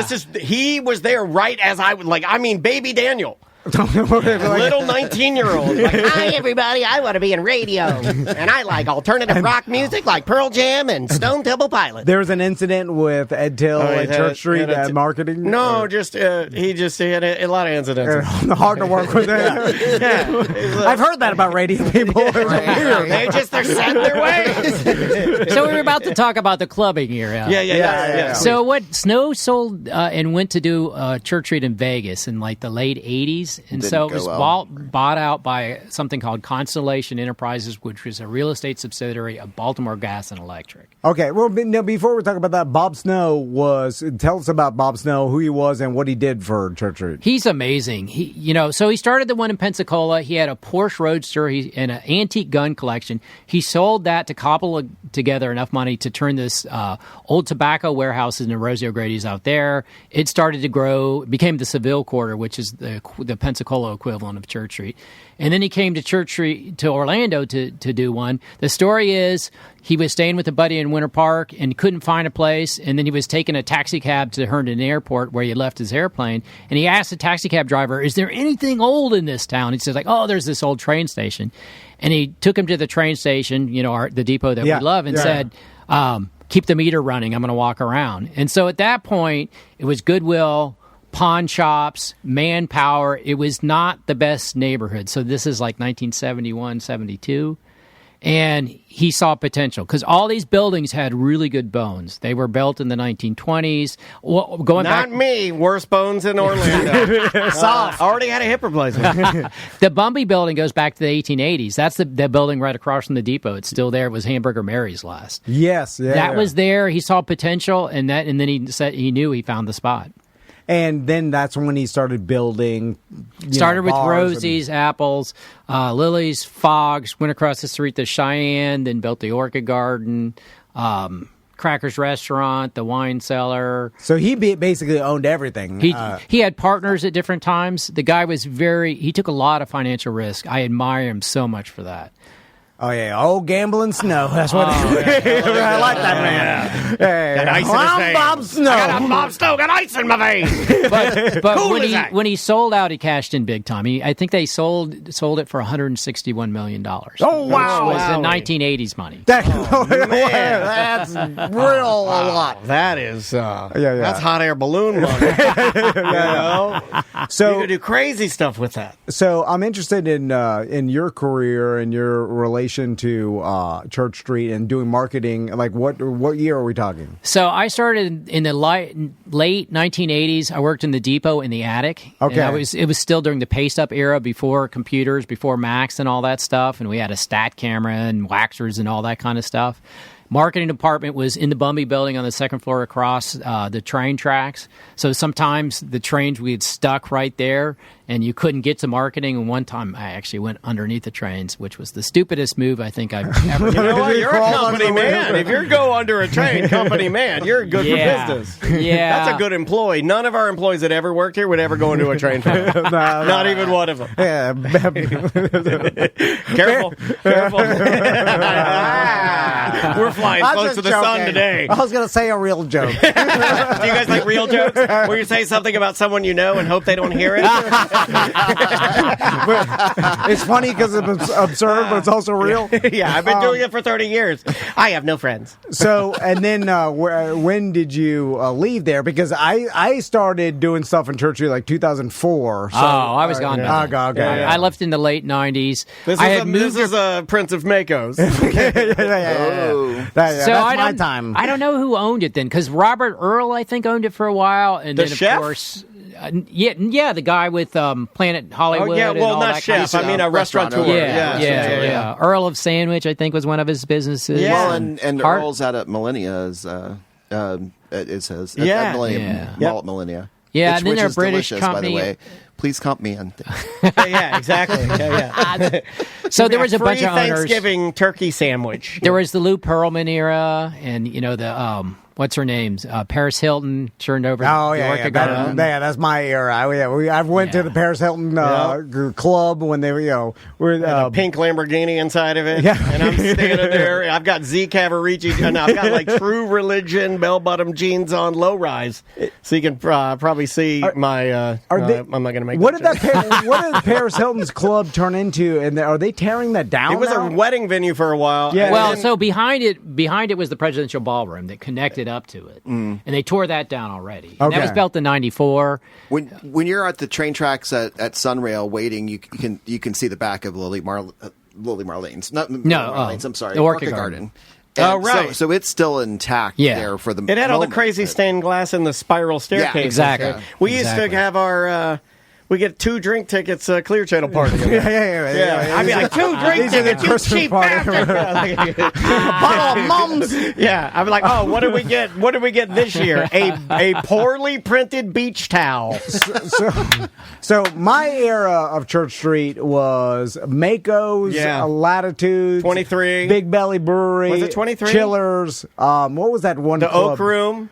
Yeah, but that was kind of the end of that. That was era. the end of Yeah, it. They- but- we There gotta was get a rid of this Sloppy money. Joe's down there for a while, and There was a Sloppy Joe's. Yeah, the Halloween part, the street parties is where I thrived, Yeah. and hosting the Halloween parties, the street parties. We did radio Yeah. events down there, Yeah. and it was the place to go. Like Church Street You got was married. the destination. Can I say that? You got married on Church Street. That right? was a fake marriage, the first fake one. Yeah, but like, then there was a real. he's acting arena like this football. wasn't a big deal, but we stood on the street, and I was wearing like a judge robe. It was embarrassing on both sides. Well, everything's embarrassing about my history. I Anyway, look like the sorry. tiniest California raisin in that little judge robe. And so, Rick, in your opinion, I mean, you've studied Church Street more than anybody I've known, and you saw. I mean, You don't know that. You studied the birth of Church Street. Are we seeing the death of it? Oh, Well, it's so- gonna be sad. This guy asked the tough question. Here's the thing: it'll always be there, but I guess not in the death. I guess the death of maybe the entertainment aspect in the bars and restaurants. And Well, they maybe don't just, want entertainment down it's there just now, pivoting right? So it to has something to become else. something different. Yeah. But what do you do with the buildings? So it's a period. There, history repeats itself, and there's always been a Write boom that and a down. bust. Write that down. So there was the first period, the pioneer period, boom and bust. There was that kind of commerce period in the 1920s to the 1950s where everybody shopped downtown before they went to the mall in the suburbs, where it boomed and then it busted, and then snow came in and it boomed in the starting in the 70s and the 80s through the early 2000s. Now we're in a bust period. But it's interesting because the big project that they're building right across from the arena is an entertainment complex.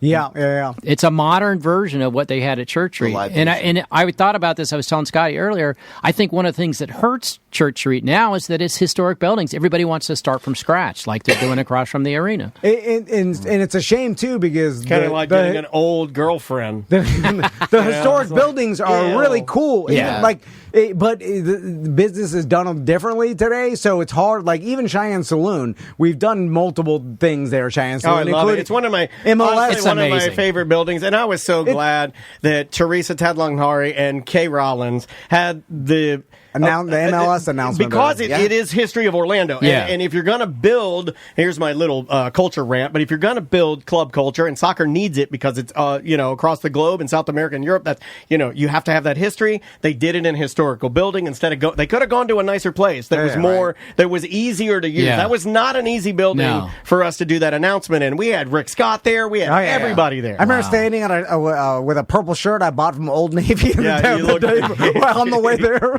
And then Rick Scott, next to Rick Scott. Rick Scott, I'm the biggest I ever was. Do you guys remember when we had Joni Sherman talking about bringing the World Cup? That's where they made the announcement. Yeah. Too. It was That's why they did it there. Yeah, that is exactly why they did it. But the Cheyenne Saloon's it's a beautiful and amazing inside with all the woodwork and stuff. But with the way that I don't know why country anybody music can't is make right now, I would. Why can't it be a dueling piano bar? Why isn't it a badass country music venue and you have because there's no seats? Well, no, it seats 1,100 people. That's part of the problem. It seems empty unless you have a decent crowd. Because Snow brought it back in like 2008, 2009, I think, and pumped a ton of money on it, got it open, but it just seemed dead. Yeah. Unless you had a big crowd. It's humongous. That place was rocking. They used to have that TV show on the Nashville Network that was filmed there. They had Garth Brooks, they had Marty, Robbins, Daniels. so all the eras of country music were there. And, the announcements too, they used to have all the press conferences there. I saw Steve Spurrier and Bobby Bowden there at the same time. That's wild. And my favorite memory, there was for Lawton Childs, remember the old governor? I remember Lawton Childs. They did a fundraiser. It was the Almond Brothers.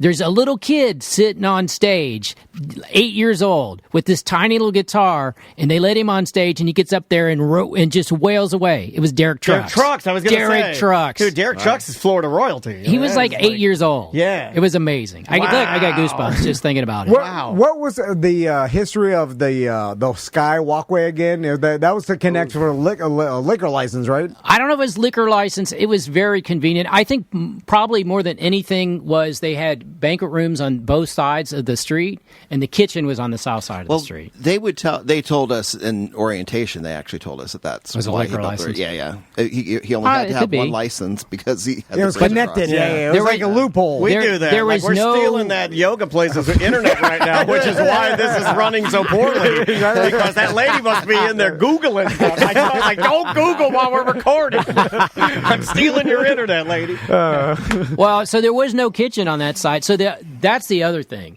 is above where Apple's is and Lily's was the Strand Hotel.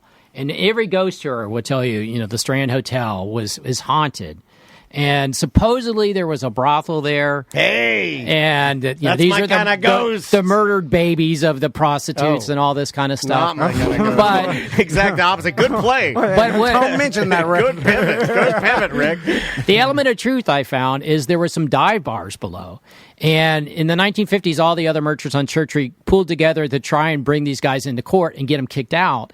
And one of the things that said in the newspaper were all the lewd women who hung around. So it's likely there were some unsavory women who hung out at this bar, but there was no brothel that I've ever been able to find out about. Alligator John and the lewd women. First question I'd ask, could the babies walk? Because that makes them scarier ghosts. Yeah. If they can't walk, not that scary. They're just laying there. You can outrun them. I find most ghosts to be very quiet. So, Also, baby ghosts, easier to fight. The other element of truth is, so there were banquet rooms, and there was a kind of a hallway to a banquet office, and there was an upright piano.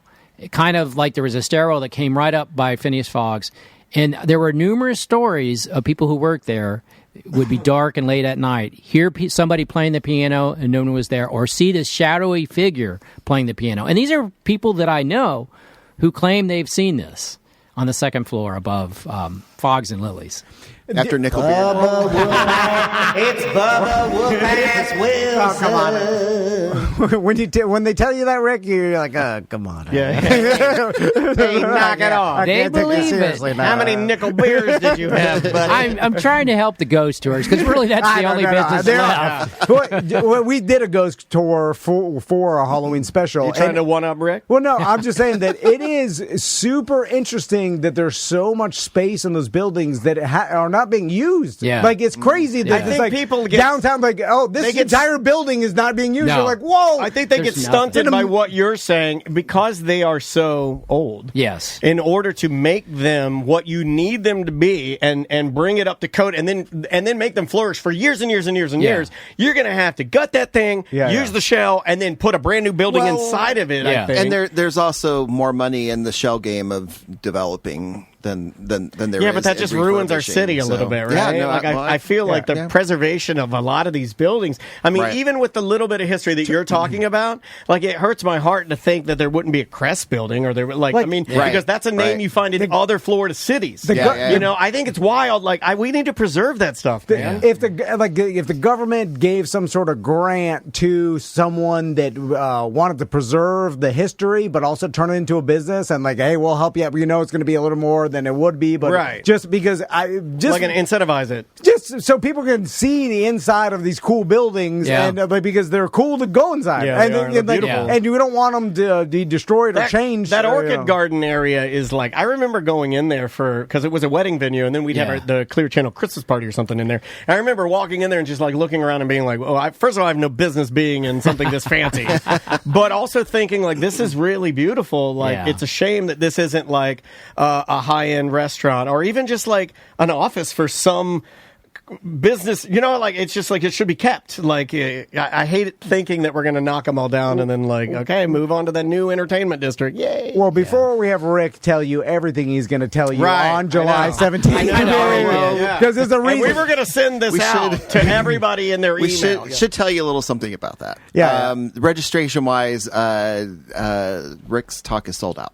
My God. We'll keep going, Rick. That's the old now no one can hear. I've pretty much told you anything. Just a secret for the Tom and Dan listeners. Oh, the chat room they were like wanting to go. We will be taking people standby and fitting trying to fit everybody in, but just no guarantee that the room does have a capacity to it. So, all right. And these are fun talks, man. You're going to want to be a part of these. Get in there, or find out about these things early. Check the website so you don't get left out. Also, remember, every third Thursday is your chance to check out the History Channel. That goes. I didn't read the email. God. No. You took a gamble, and I admire that. You know what? This is my business partner. The Bob Snow podcast. This guy takes verbal gambles. He's the Bob Snow of talking. We haven't done a lot of talking about it, but unfortunately, the third Thursday is going to be on hiatus for a bit. We have lost the funding for that night, so while we scramble to try to find funding, unfortunately, we won't have third Thursday. Come on, Orange County, get it together. What are you doing? I see on the construction, they're not even doing anything. I see them standing there. And to be clear, it's not from the Orange County side that funding. That's a double bomb. You just double bombed. I think Gorathon, the Gorathon Walkathon, should be for funding. Back to the Gorathon. So sign up to the Gorathon. So there's a sponsorship opportunity there if there's any listener out there who wants to help support it. But we have to be we want to offer that to the community, but Call we also have Eric. to be practical. So Call Eric; he'll do it. Rodriguez? Yeah, get him on the phone. He's got to save. Yeah, who's Eric? Yeah, he's our buddy Eric. He's got to save the history center. Here's a third gamble. July 23rd, preserving your history. yes, Yeah. Way to go, Rick. Yeah. We're doing it again. So that is basically if you want to learn how to preserve your family history, the History Center is going to help you do that with teaching you how to store it properly, and then, I have started doing this. I have started Kelly like on, kind Kelly of like digging through some family records. These are things that are hard for me to do. I'm not good at it, but I've been like digging through some ancestral type of publications and trying to grab that stuff and kind of hold on to it. I've been inspired by you guys. So yeah, man. and to be clear, this Thursday is Free. Thursday. It is free. Just Okay, all right. It's August that unfortunately we're starting the hiatus. Starting in August. And nobody wants to go out in August. It's too hot anyway. That's true. I like your positivity. Way to spin it, Rick. Yeah. It's not too hot Yeah. for free when it's free. You should write something. You should write Oh, spots. it's inside, Rick. They have AC Right, in that's there. true. No. He's talking about getting from your car to the actual building. Yeah, Yeah, that could be. let's do our walk-a thing Yeah. when it's Go- cool. go Do the winter. We'll do that in winter, October. Well, they won't give us the January. permits in the winter, Rick, Yeah. because everybody wants We're going to them need to 25 different permits for my Gorathlon. It's thehistorycenter.org for all information. Sign up. Yep. Check out the website. Take your family and enjoy it. There's some people in the chat room that were saying, they're going to definitely head down to the History Cool. Center and make a day of it. Awesome. We look forward to seeing people. Yeah, come see them. Rick, Scotty, thank you so much. Appreciate Thanks you for guys. having us. And we will be right back. Welcome to A Corporate Time with Tom and Dan. I'm Tom. I am Dan. We're live on Twitch and YouTube. We'd ask you to join us as well. Just search for @Tom and Dan Live.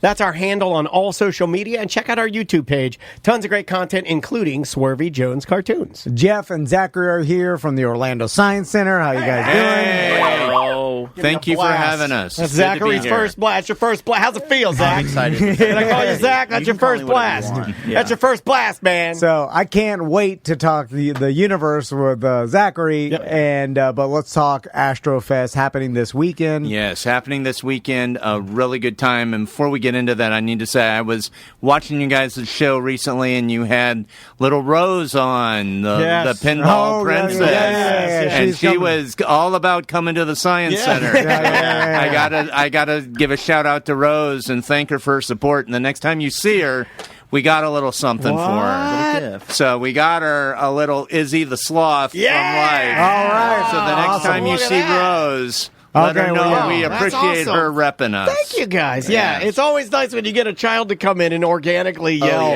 Science Center! I was like, yes. I was like, God. I was like, Jeff will never hear this. Yeah, it was a big deal. It was a very big deal for us. We shared that video around the Science Center. We all got a big kick out of it. She's like freaking adorable, man. Yeah, And she was all about, I don't want to talk about her pinball cleaning work ethic, but I do want to say that she did seem to be more interested way in the more science. interested in the science. And I don't think a lot of polishing happened because they were out the door pretty fast. Then after we got that. we got a youth volunteer in the making. Then I think, man, that's really cool. So we would Rose, join us at Astrofest if you're listening. There you go. But it's this weekend, the 19th and 20th. It is a celebration of space and space travel. We are going to have some great guest speakers from NASA on Saturday and Sunday, talking about launch systems on Saturday and Artemis missions to the moon on Sunday. We've got Rocket Lab, where you can learn about launching rockets. We've got space simulators. We've got some really awesome movies playing on the giant screen. One of them, special guests. Eyes Wide Shut. I don't know. It's like the last We're not paying that. It's literally the last movie. We had Rose so good. Rose, you ruined it. I was on a roll. You ruined it all. And Jeff We takes had the Rose sloth. and He the takes the universe. sloth. He takes it back. I'm taking my sloth back. There it was like don't know how to respond to that. I'm sorry. Jeff off. I know. I was on a roll. And he's done nothing to me. He's such a sweet man. I was on a roll. But yeah, some of the definitely a good time to come this weekend, and it's all included with admission. Yeah, and it is one of the. You guys are always rolling out special events. Almost, I mean, I would dare I say almost at least once a month. Yeah, Monthly once a month. sure. At least once a month. Yeah. Obviously, become a member. It's the best time, especially in the summer where it's rainy, it's hot. Oh, yeah. Go to the Science Center with your kids. Maximum AC. They'll learn something. They'll have fun all day. You can go for weeks and never experience the same things. Yeah. You know what I'm saying? Like, there is a ton to do. Oh, yeah. So let's talk Astrofest, Yes. Zachary. So I figured out what's wrong with the universe. Here it is. It's the marketing. All right. So Sure. Okay. I agree. Well, they're doing a lot of new marketing. You know, there was the big Netflix deal. Yeah. Like recently, where now we're going to get all our NASA stuff on Netflix. So I think just having it the places people go is a big deal, right? Yes, and but what I mean is I'm too dumb to understand what's going on in the universe now. Well, you love it. You're addicted to it. I do love it, but I'm having a problem comprehending it. Okay. And like in 1950s universe, it was like, hey, let's go out there and put our flag in the moon. Oh, brutal, brutal space. Yeah. Well, I mean, the marketing is a great way to think about it because it took 60 years between humans just being able to fly to then get to the moon. And that was because of people's buy-in. When we were caring about space travel and everything like that, we were able to punch it through. We were able to get people onto the moon 60 years after we were able to just fly in general. And so, like, those are those amazing things of, like, that marketing we need to get people invested in buy-in. Yes. I like the way you put that. Yeah. It was just 60 years prior. It was 60 years. So, for instance, I looked up a couple stories about the universe. You know, I type in universe news. Hey, that's what I was doing over here. Yeah. You know, we were like a modern day When Harry Met Sally. I was over here Googling universe news. He was doing the same. Only a wall between us. And so I'll tell Zachary about some of the news that I saw, and then I start reading, and I'm like, oh, this is super interesting. And then it gets to a point where I'm like, can't comprehend it. So I'll talk about the recently the dumb threshold observed some colossal structures in the universe, bigger than we ever thought existed. And I guess with the new telescope and every time I guess they put new software that helps it see things we haven't seen before, and they found this colossal structure that's 1.9 billion light years wide. Yeah. Right. So you're Massive. like, oh wow, I understand billion. That's big. Yeah. But then I saw another story about basically a satellite that we threw out there 49 years ago. Oh, is this the one that came back to life? Maybe it was, but it was a probe that we sent out into the universe 49 years ago, and I was talking about how far. Obviously it's still in our solar system. Yeah. And then it's like, it's been traveling for 49 years at this speed, like faster than a speeding bullet, and it hasn't traveled one light day. You're like, what? Right. So then I'm like, okay, well then 1.3 billion light years is how many light days. I see where you're going. This is one of the first times I've ever understood it. So I understood 49 years, and then I'm like, I only understand time based on my puny human existence. Exactly. Your insect level intelligence. And then I'm like, it's not even, my brain can't even comprehend a light year and what that even means, much less 1.2 billion light years and how big that even actually is. Yeah, so if you want to bring it down to like our monkey human brain understanding of time, the easiest way to go is the distance between the Earth and the sun. It's very far. It's like several 100 million miles. It takes 8 minutes for light to travel between. So you can say that we're 8 light minutes away from the sun. So then you get into a light year. How many minutes are in a year, in a day, in a week? And then you get into, like, you're talking about billions your sun of years. comparison. That gives it a starting point. It's like, okay, well, that's the closest star. That's 1 astronomical unit. That's how we measure our solar system. The distance between the Earth and the sun is 1 astronomical unit.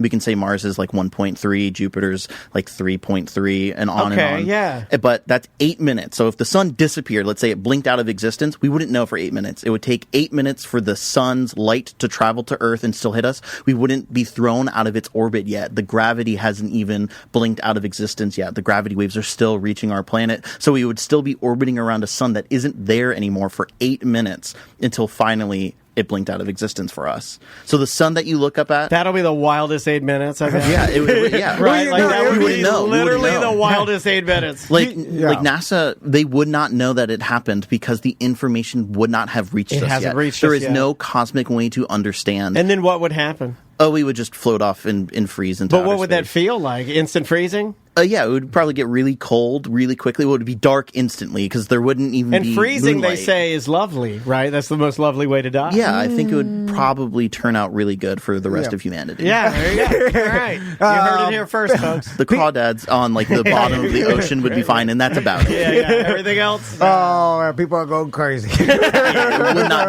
be good. It's crazy. Another story I saw, Zach, is a story about they figured out that this thing called the firewall paradox. I don't know if you've heard of it.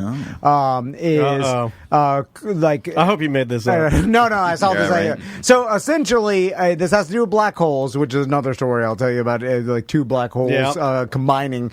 But the scientists used to believe, or I guess still do. There's a lot of theory. Is that the event horizon, the area around the black hole? They used to think was like a smooth, like if you got into the event horizon, you'd just be pulled into a black hole. But the event horizon wouldn't really do anything to you. It would just pull you towards the black hole. Yeah, it's just a point of no return. And then the firewall paradox is they believe now there's more evidence to suggest that there is some sort of a central firewall, all right, in the event horizon that will incinerate everything that passes through it. Okay. And then I'm still following, by the way. I'm still like, okay, firewall. I know what that is. A wall of fire, then you pass or you burn. Okay. I got distracted with the computer firewall for a split second, but then I changed it and now I'm back. So then I'm like, okay, I'm still following. It's still good marketing because I'm excited. Where did they lose you? Here's where they lost me. They're like, it'll even burn light and information. And I'm like, what? And I'm like, hold on. Well, that's the weapon you need. The information laser. And I'm like, wait a minute. I don't comprehend the burning of light or the incineration of light and information. What is information? That is such a death metal lyric if I've ever heard one. The burning of light. Yeah. And then I'm like, isn't information only what my brain is perceiving? It's not really a tangible thing that the firewall can burn. It is energy, though, right? Is this just letters or email? It's just burning binary code. Jeff, you're on board. We knew Jeff fitted here when we saw his fun shirt. We're like, this is the Tom and Dan guy. I came to play. Thank you, Jeff, for being on brand. Burning paper, I can understand, but it's just light. I'd assume the information they're talking about is going to get like the building blocks are like atoms, molecules, and things like that. Well, the things that build atoms and molecules are like quarks, and we can get into like string theory. And so like even those specific quarks that make up protons and hadrons and neutrons and electrons, like even that is going to be destroyed. Like it is fundamentally ripping apart the strings of reality. That's the information they're talking about. There's your song. That's a song. That is so metal. Yeah, like this is all like where Dave Mustaine and all these guys go to get their lyrics. But so Zachary, you talk about this space and the universe all the time. Do you find that this is a problem, like I'm describing, for normal people to comprehend something as far as like something ripping apart the basic framework of anything that exists? Again, like our observable universe is this macro scale that we can see and perceive. I can see a couch, I can see a microphone, but you can't necessarily see the tiny little Lego bricks that are building it, right? We can see that when you build a Lego set, but you can't see it in reality. We can't see cells, atoms, molecules, things like that. And so it's so hard to conceive in our brains what that really is. And then we learn about that and we can understand that leaving high school. But then you go out into the world and people who study this, they learn about the building blocks that build those building blocks, and like Legos made out of Legos. And it's just so fundamentally expanding, macro and macro, tinier and tinier. And then you can get to like Ant-Man Quantumania, and you can get to the quantum universe, and things can get so crazy down there. So it's just so fascinating to see like every layer has a layer under it, has a layer under it.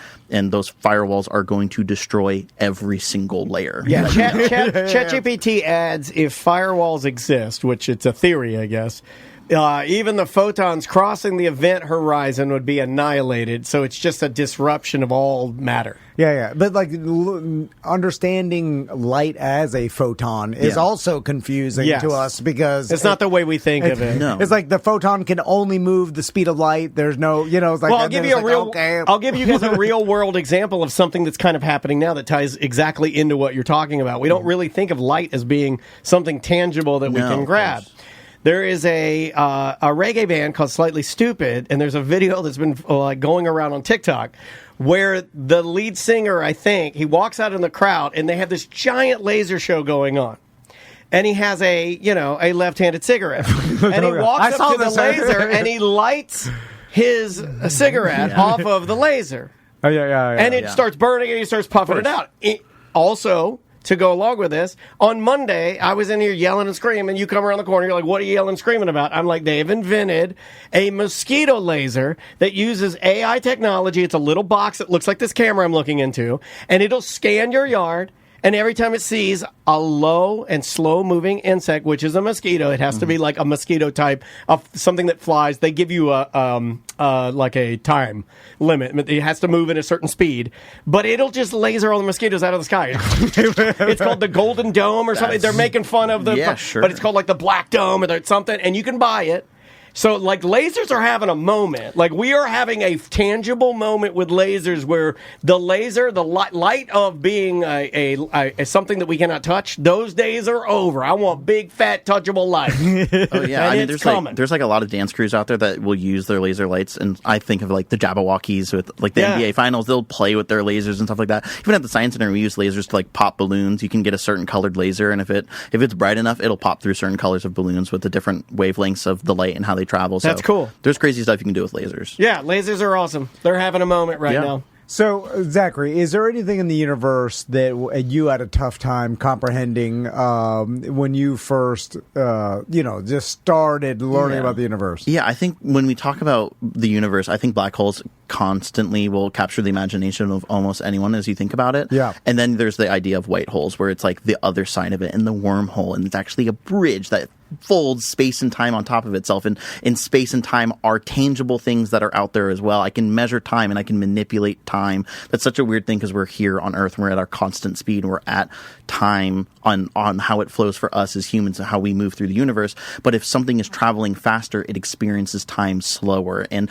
you can send two twins. There's so much crazy stuff. I've never heard the term white hole before. Have you never heard of a white hole? And I'm going to have to excuse myself. Oh, this is incredible. It's impossible for me to sit here and make jokes.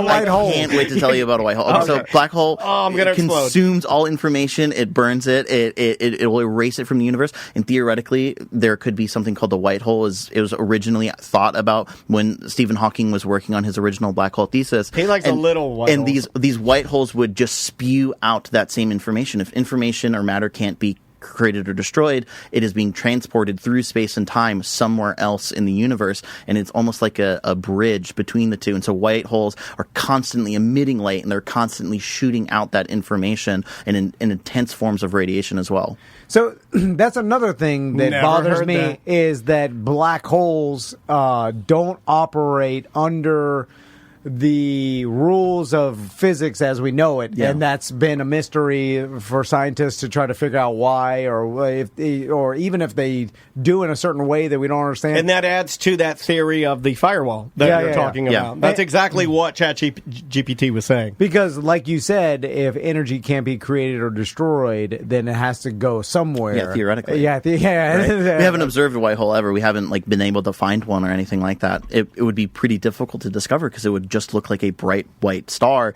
And so, but the math works out that these things could exist as Isaac Newton is figuring out how planets and stars move throughout the universe. And then Einstein comes in and adds in relativity, and we're able to get closer and closer to that finite detail of figuring out. And then even Stephen Hawking's contributions, it all is able to get a little closer to the right answer, whatever that answer is. And scientists today are going to go even deeper and figure that out. I almost feel like you hit it. It's almost like they're going to be stars that we thought were stars, but we're further away. And were categorized as stars, but they weren't stars. They were white holes. Yeah, possibly. Like, I don't know. Like, that happens but sometimes. they might not even exist in our time. Like, it could be that that's something that was fundamental in the beginning of the universe, or only at the exact end of time when the universe might collapse in on itself will these objects even appear and transmit that information. Or they happen what would be considered for them regularly, but we are so insignificantly small that our level of time means that their level of frequency is a nothing. So because we're a blip. Exactly. Boy, that's when you put it like that, it kind of sucks. You know, it's like, oh yeah, we're not even going to see one. But it's so cool that we're at the time, and even our brief human history, that we can start to understand this. Think about even 400 years ago, 500 years ago, there was no world where we could have even predicted that these things exist. We're so lucky to live in this time in science where we are able to start understanding what's happening out there and start seeing the bigger picture that we are a part of, and appreciate that we are just this small blip. Dig it, man. So, Zach, this leads me to another supercomputing and AI and artificial intelligence. I've read some stories about people claiming that AI will advance us in physics because it's so much smarter than we are, and then we're close to. They were predicting by in the next 10 years we will learn new physics from AI. And so, back when Einstein was born, and people were like, "This guy's smart." And they used to be waiting until some anomaly human was born and can tell us all how it worked, and then do the math behind it. And then now it seems like that the artificial intelligence and technology will always surpass humanity at this point. Like there won't be a human born that's smarter than artificial intelligence, and because it's impossible. Right. And then there will be a point where we'll have to trust AI and what it's telling and the math behind it, right? It's like AI is like, hey, this is the truth. This is the new physics, to the point where it's our new God. What do you think? That's the Rogan thing. That's what he's been saying about born unto no mother. You just have the faith coming in of Jesus. Yeah, like the Terminator AI. Yeah. I've seen all those theories, and we dabble a little bit with AI. We do a lot of generative AI, like art and stuff like that. Sure. I think the thing to remember is these AI models are still trained by humans, so they can only gain the information that we can give it, and it can extrapolate from there. But there's two kinds of AI. There's a narrow AI model that is focused on a specific task, whether it's generating an image or figuring out how to get you from point A to point B, like a GPS AI. But to have a wide range AI, a truly artificial intelligence, is still pretty far out of our human grasp. Amazon pretty recently tried to have an AI house assistant that can be like a Roomba and clean, but also go get you water and help feed your pets and stuff like that. And they created this little robot, and it was powered by AI, and pretty quickly it was tripping over the stairs and breaking itself and not able to complete more than just a few basic household chores. So I think we're still pretty far away from that, but those all theoretically could happen. But this is all still just information that we are training it on. It's able to extrapolate creativity, but it's based on the images and pictures and ideas that we've given it and trained it on. That's why a lot of musicians hate it right now for Suno and some of the programs that I use and mess around with. They hate it because you can almost hear the patterns of music in it. Yeah. It literally is just taking and training. It's predicting where a song will go based on the songs that we've written. That's it. Until the singularity happens. Right. And I don't even fully understand that. And then it says, trust me, this is the reality. And you're just like, it's smarter than me. I just have faith in it. But see, even then you test it, right? Yeah, you have to test it. Right now we're at the point where it's a great tool and it can help you do your job maybe more efficiently and everything like that, but it's still a tool. A calculator is a math machine that can tell us the answers a lot faster than writing it down on a chalkboard. I need to say something to everyone out there that emails me that I talk to via email. Okay. If you use a lot of emojis in your email, I know you're using AI. And if you use a long dash. Yeah, the M dash. If you lose, is that what it's called? It's M dash, yeah. Yeah, the M dash. Thank you. This is a smart man. He knows what it's called. I call it a longer dash. If you use the M dash, Hillbilly Daniel calls it a longer dash. I know you're using AI. I know you are. Yeah. So what you should do is go in there and wherever you have a longer dash, delete it and put a tiny dash, and then I'll be like, you got to edit it out. It always ends its emails with best too. Yes, that's a really good one. I feel like everyone goes to the classic thank you, or if you have any questions or anything. I've always done all the best. An easier tell for my emails is if everything's spelled right. That's all. You can. If it's spelled right, I didn't write it. Now they have this thing that I saw where you can go in and it's a program that will ask you to, like someone like you, it'll give you like a paragraph, and it'll show it to you, and then it'll say like, now, from what you recognize that paragraph, type it really fast, or type it in your normal cadence. Just give me the mistakes and all. Yeah. And it'll take the mistakes that you make over a certain period of time, and then it will cleverly reproduce your same mistakes in an email, so you can now fake misspell emails to people, and they'll think it's you. It is a corporate time with Tom and Dan. I am Dan. I'm Tom. We have comedian Amy LaCours here. How you doing, Amy? Very good to see you. She'll be hosting. Is the microphone lift it way high? You got to go way high. Yeah, let me help you. And then I'll drop it down. Yep, there you go. She like got the it. lawn chairs. Yeah, got it. She got it. She got it. Well, the limpy part, I can't do anything. Well, I'm just a lady. Tom's got you. Tom's got you. You just stay put. It's fine. It's fine. Professional radio. Professional. Oh, he just muscled Perfect. it. Yes. Look at that. Look at that. A real gentleman. You know, I'm going to put the camera on you. That's a real gentleman right there. Thank you. Thank you very much. Thank you, Tom, for doing that. Comedian Amy LaCours, everybody. Hello. What an entrance. Yeah, that was really. You were like Andy Kaufman trying to fall through the curtain on the Tonight Show. That's me. I like that. That's totally me. Good to see you, man. How you been? How you been? So good. So happy to be here. Angry that I'm short. We've been talking about being short and angry and hot. I'm hot, angry, and short. Yeah. We got the air on. The air's on. We're cool you down. We're going to cool you nice down. And cool in So here. you mentioned you were, before the show started, 5'1". Yes. And then I said, I am 5'2". I have her by 1 inch. Yeah. Well, that's, you know what? Is that not such a beautiful microcosm for my masculinity? It is. I am only 1 inch of a man to most women. Living on an inch. Yeah, living by an inch. living on an inch. You can't stop yourself from growing. Exactly. I'm living on the inch. So, Come on. you guys asked me how tall I was. Yeah. And then you froze. Be honest. Well, yeah, okay, I have a funny story about that. You froze. So, he took a sip.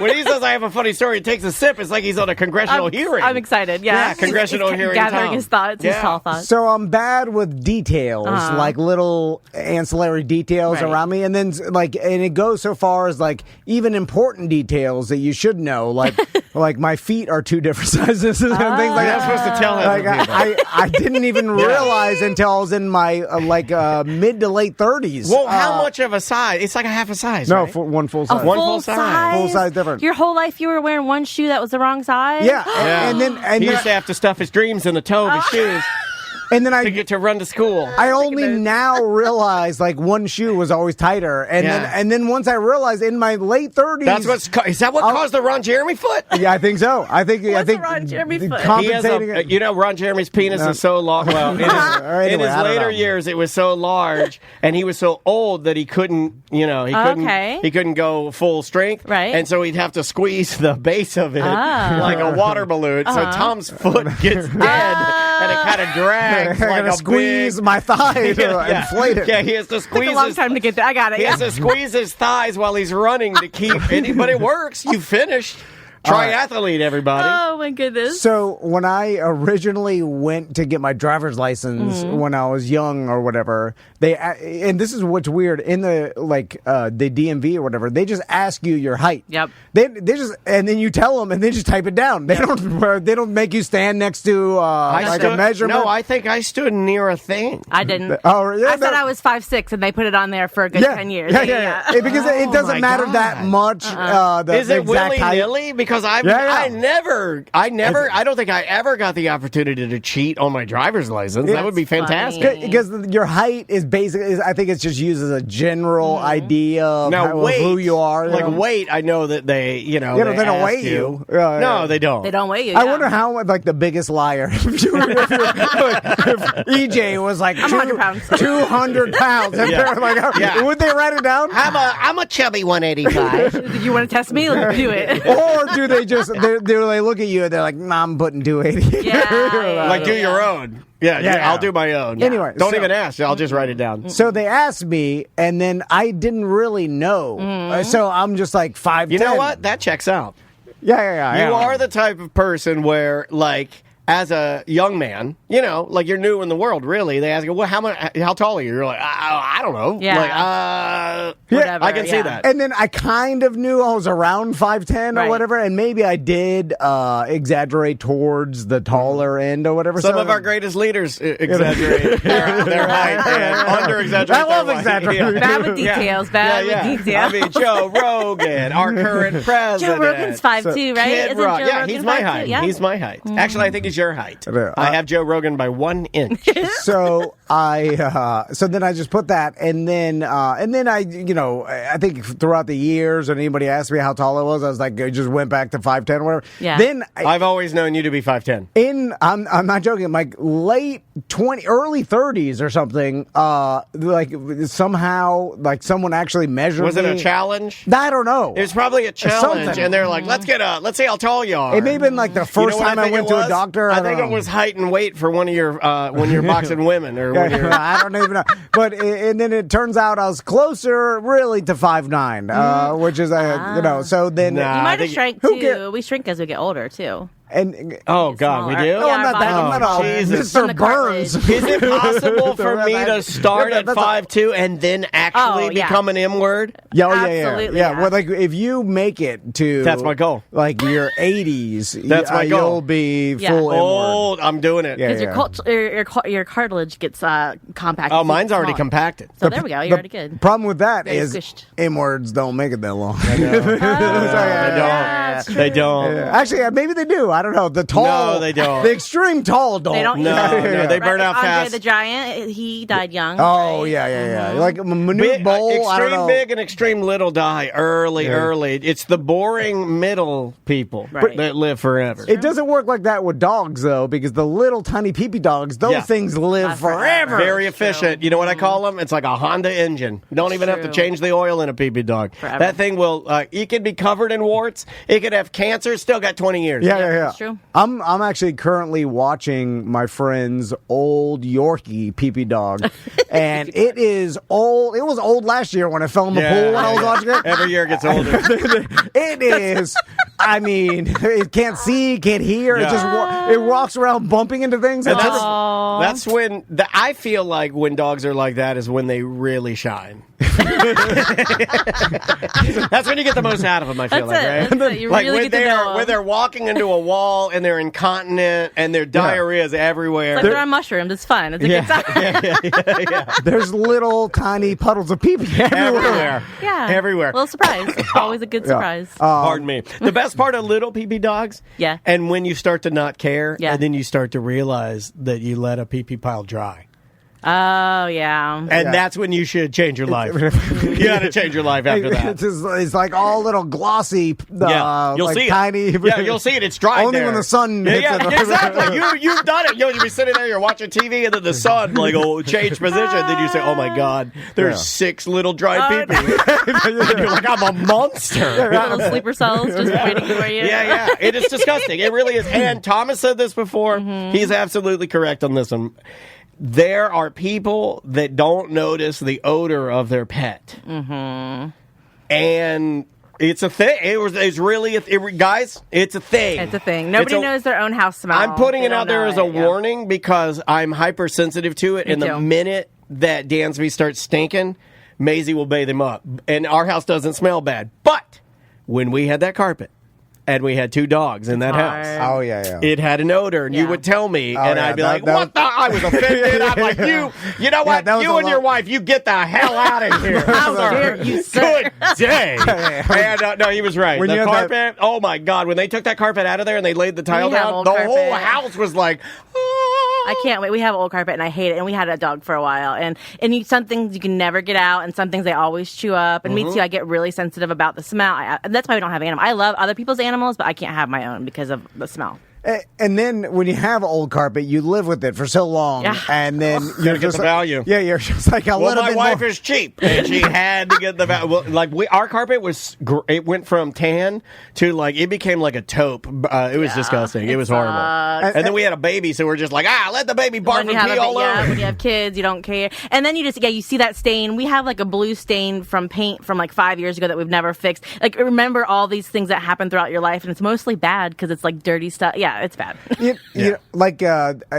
This should be a piece of advice to anybody, any new homeowner, that when you get carpet, it especially in like the living room or high traffic areas, that you want to get the value out of it. So you're just like, I'm going to push it.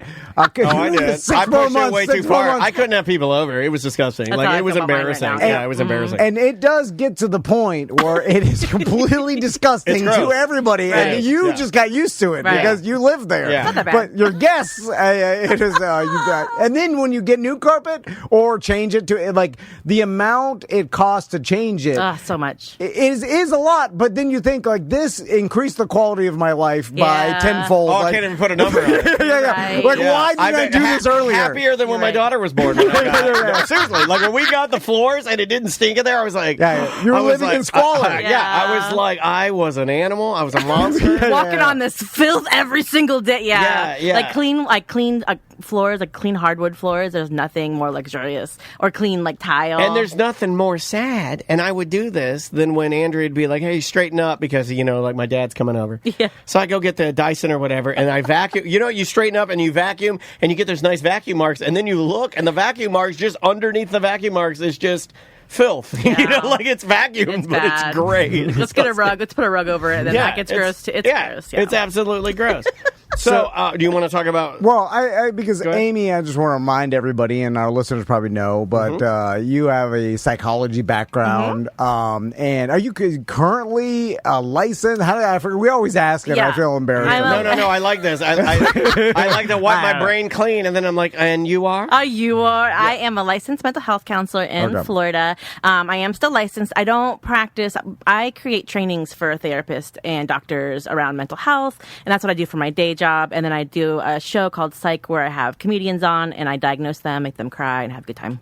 So, I love it. And I just mentioned that. So then when we have these in-depth conversations about psychology that people know, that you know what you're talking about. Some dumb lady. Yeah, we just invited some lady in here. Hey, what do you think, lady? So I've been watching this Aaron Rodgers documentary, Enigma, which is the worst. I love it. It's great. It's so great. He seems like a nice guy, but he's not doing himself a favor with all the dancing and the ayahuasca and circles and the... What is it? What's it called? I haven't seen it. Enigma. Anyway, but he talks, and you mentioned it earlier, and I wanted to ask you about ego and ego death, and like it seems to be a prevalent in the psychedelic world. Like he was talking about, he takes ayahuasca and then freaks out, and then it's like then he tries to break his ego down so he could be a better person. I'm not even sure I understand fully what ego death is, or what even I understand it, like, oh, this guy's got a big ego. I understood that, but then it's like everybody has some ego. We may be misusing that. Usually, we use that for people that are kind of cocky or overly confident. We say stuff like that. Well, yeah, right? and like the therapy, they have the ego and the id. So that like one is like inside, one is outside, and like your ego is how you view yourself and how you present yourself to the world.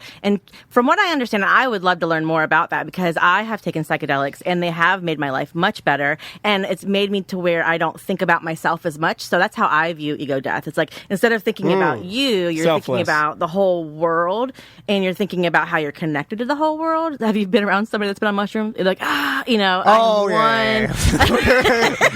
It fascinates me because I'm like, you know how the world works now? Like, you know how the universe started? And the people, if you go real. And people that are on psychedelics or have done them in the past, when they tell you that they've got it figured out, there is a level of confidence in their eyes that is terrifying because it's like when a murderer it'd be like it's the confidence in the person's eyes is like a Jack Ruby or somebody like a real like somebody going, I'm going to kill the year. Yeah. You know, like I got a skin suit. Yeah, look at my skin it's suit. so definitive. It's like they're like, I figured out how the universe works now, and you're like, really? And they're like, yeah. Oh, and that yes is a stone cold. It's a railroad spike to your eyeballs. Right? I think of it like this. I know y'all were talking about this last time. Stranger Things. Okay, yeah. And you know how like the upside down and everything. It's all connected. Spoiler alert if you haven't seen it. Like everything's connected, and so everything from Russia is connected to America. It's all connected, and then there's the good and the evil. I think when you're on mushrooms, you're connected to all of that, and then you learn how to ebb and flow with the universe. So you're not you anymore. You're everything.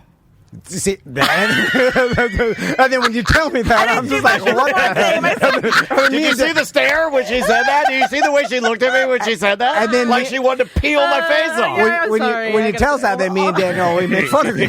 Yeah, when you leave, just so you know. The silence was like, no. When you leave, just so you know, we're going to be like, that bitch is crazy. Well, I'm going to be happy with my ego, will and y'all are going to be sad. Well, it's easy to make fun of it. So when you're speaking of ego, Yeah. and like I have a hard time even understanding what it even is. Right. And you mentioned like how you present yourself to other people. The chat room's laughing that I used my example of somebody who's stone cold was Jack Ruby. That is a strange example. I wasn't going serial killer. I was more going a man who is going to do something and there's no stopping. That's what I was going for. Yeah, let's look at Google what ego is. There's like 5 different definitions of it. You know, there's a lot of different definitions of ego. So when you say how you present yourself to someone else, I always grew up thinking that I should present whatever that person wants. Right. Like whatever they want me to be. That's terrifyingly sad. Wow, that's sad. Oh my God. It works really well. Yeah, that's what ego is. Ego is a person's sense of self, importance, or self-worth. So it is like how you view yourself, how you present yourself. A healthy ego is self-esteem and stuff like that. My ChatGPT is literally going off on me right now. Is it mad at you? I don't know what I said. Explain to me what ego and ego death is in simple terms, just so I could, help in this discussion. And it said the ego's basically your inner narrator, the voice in your head that says, "I'm Dan. I host a show. I like drums. I hate cold food. I'm a good dad. I'm a bad husband. I'm a funny guy." It's your sense of identity. Why did it call me a bad husband? How does ChatGPT know? Oh, he knows my everything. God. It's 5 steps ahead of me. It already knows that I killed Andrew. In a moment, usually during something intense like a psychedelic trip, deep meditation, or a traumatic experience where you stop thinking of yourself as you. Yeah. You lose the feeling of being separate. It's like someone turns off your name, your story, your job, your worries, and you just are. That's what I just said. Yeah. Well, ChatGPT said it better. Yeah, but ChatGPT's a man. I'm sorry, you're right. You're right. I just don't wait. I don't know. So literally, you think about how annoying that voice is in your head telling you that you're not good enough or you got to get up in the morning, right? Like that's annoying after a while and it will shame you. So learning to be able to take that and not have that anymore and just be like a flower. Like a flower doesn't think if it's a flower, if it's good or bad, it just is. Gotcha. And I don't understand. Oh my God. I'm a flower. Yeah. So is there an active place within this? Because to me, what you're describing, when I am shedding everything that gives me my quote identity, am I actively participating within everything, or am I just observing everything, or does it change person to person? It depends on how much drugs you do. Yeah. Right? Because like when I would do mushrooms, it would just be enough for me to get tapped into that world to where I could like be like a feather, right? So like you could like feathers don't have their own existence, but they do in Super Mario World. I'll tell you that. That'll make that's the biggest jump they have in the new game. Is it? Yeah, biggest jump they have. So maybe like a fish, like a fish can go with the stream or against the stream, right? But they're not maybe thinking about there being a fish. So it just depends, and it depends on what your idea of happiness is. If your idea of happiness is control and being in control all the time, ego death might not be for you. But for someone like me who's always thinking, and I, relate to like, oh, I want to make people happy, I would love to turn that off and truly just be who I am, and I don't always know who that is. I agree with that. So that speaks to me. Yeah, well said. So let me ask you this. And by the way, I am just using this as a free therapy session. That's what we are. Are you okay with that? You're okay with that, right? Yeah. Hold on. Let's give the plug, and then that way we're should be hosting S Sandwich at the Bull and Bush July 19th. Yes, it's every first and third Saturday at the Bull and Bush. So head by, support Amy. If you've never been, great place, great drinks, great food, great comedy. A lot of regulars, people that like these aren't just ham and eggers. These are people that do it day in and day out. That's true. And you never really know who's going to stop in there. Sometimes you might. There have been times where and I'm not promising this, but famous people have gone in there and done comedy. So people become famous afterwards. We have a lot of people that are famous now that started it.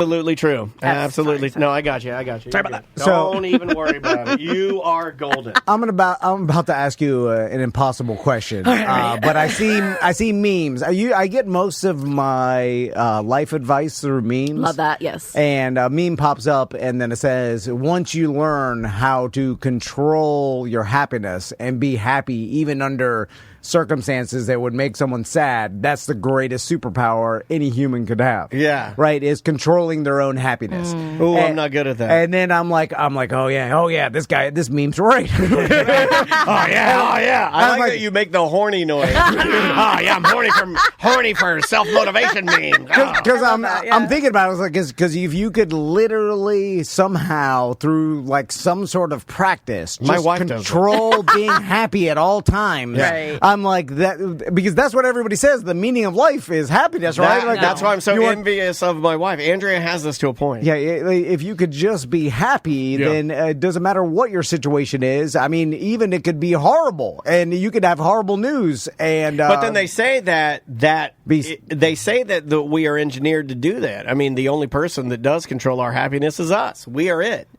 The buck stops with us, so why can't we be happy? It's weird that it's like you go back far enough, and I don't know if this is even true, Amy, but ancient man, there's way less suicide, especially like in, people were too old to kill himself. They only lived to like 13, so they didn't have time. Yeah, ancient man didn't even have pubes. It was so hard. Ancient man, only 5'1", not killing themselves, little bees. They were small. In the Vasa Museum, little stupid angry men, little ancient bitch, little ants. All these Swedes in 1600 were like 5 foot tall. Yeah, they're little. Dummies. We had to get big because Americans created the buffet. I love that. Thank you, America. God bless you.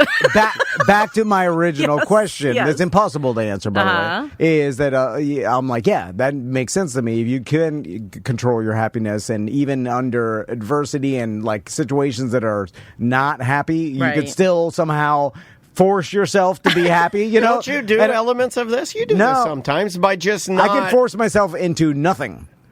Well, that's better than happy, I can do. no sad.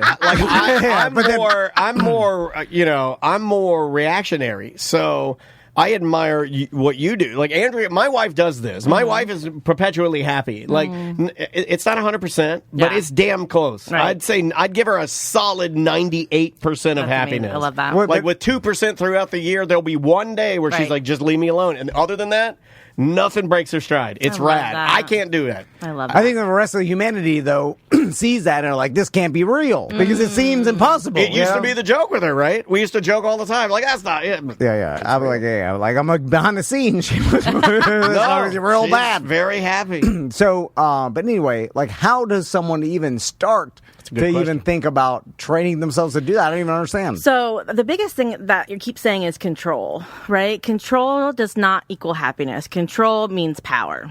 All right, so you're thinking I love of power. right? I want the most power, and then I want to use that power to ruin everybody else's happiness. So we're talking about something completely. We're talking about something completely different, right? And so control and power can create dopamine and excitement and all that. So that's one part of like what could make you happy. When do we talk about money, power, respect? Exactly, money, power, respect, sex, drugs, rock and roll, all those things are fun and feel exciting and feel happy, but that's not what we're talking about. We're talking about having an ability to manage how we feel. So that's truly what we're all looking for. It's not that I have to be happy. It's how can I manage how I want to feel right now, right? Because I don't want to go to my friend's funeral and be happy. I want to go to my friend's funeral and be present and mindful and sad and the beauty of sad, right? So I'm so sick of the word present.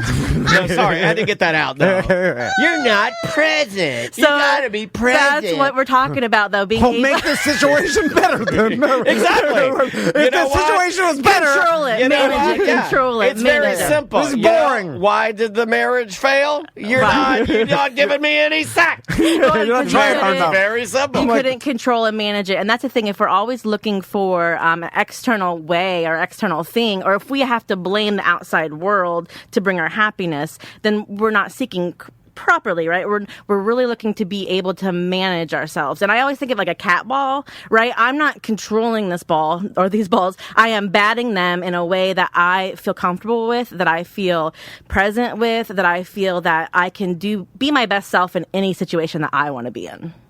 Is it all about practice? Like practice. We talk about practice. We gotta talk about practice. Like, talk about practice. Because when I hear all this, it all makes sense to me. Like psychology and stuff is funny. When I was younger, it was hard for me to get behind because I think like just tough it out, you P word. I want to talk about that too. Yeah, I want tough it out. I think is very dangerous. I want to talk about that for 1 second because you were just talking about not knowing you had one foot different than the other, and you were. Why you got to bring up his disability? I know because I'm a mean person. Wow, but the fact that you went through that a long a time with having one shoe not comfortable, big or small, like I feel like a lot of men. I'm not going to say men versus women here, but a lot of men are taught that it's manly to be uncomfortable. Yeah. No, yeah. That's what I think now. Yeah, that's why I'm currently sitting on a dildo.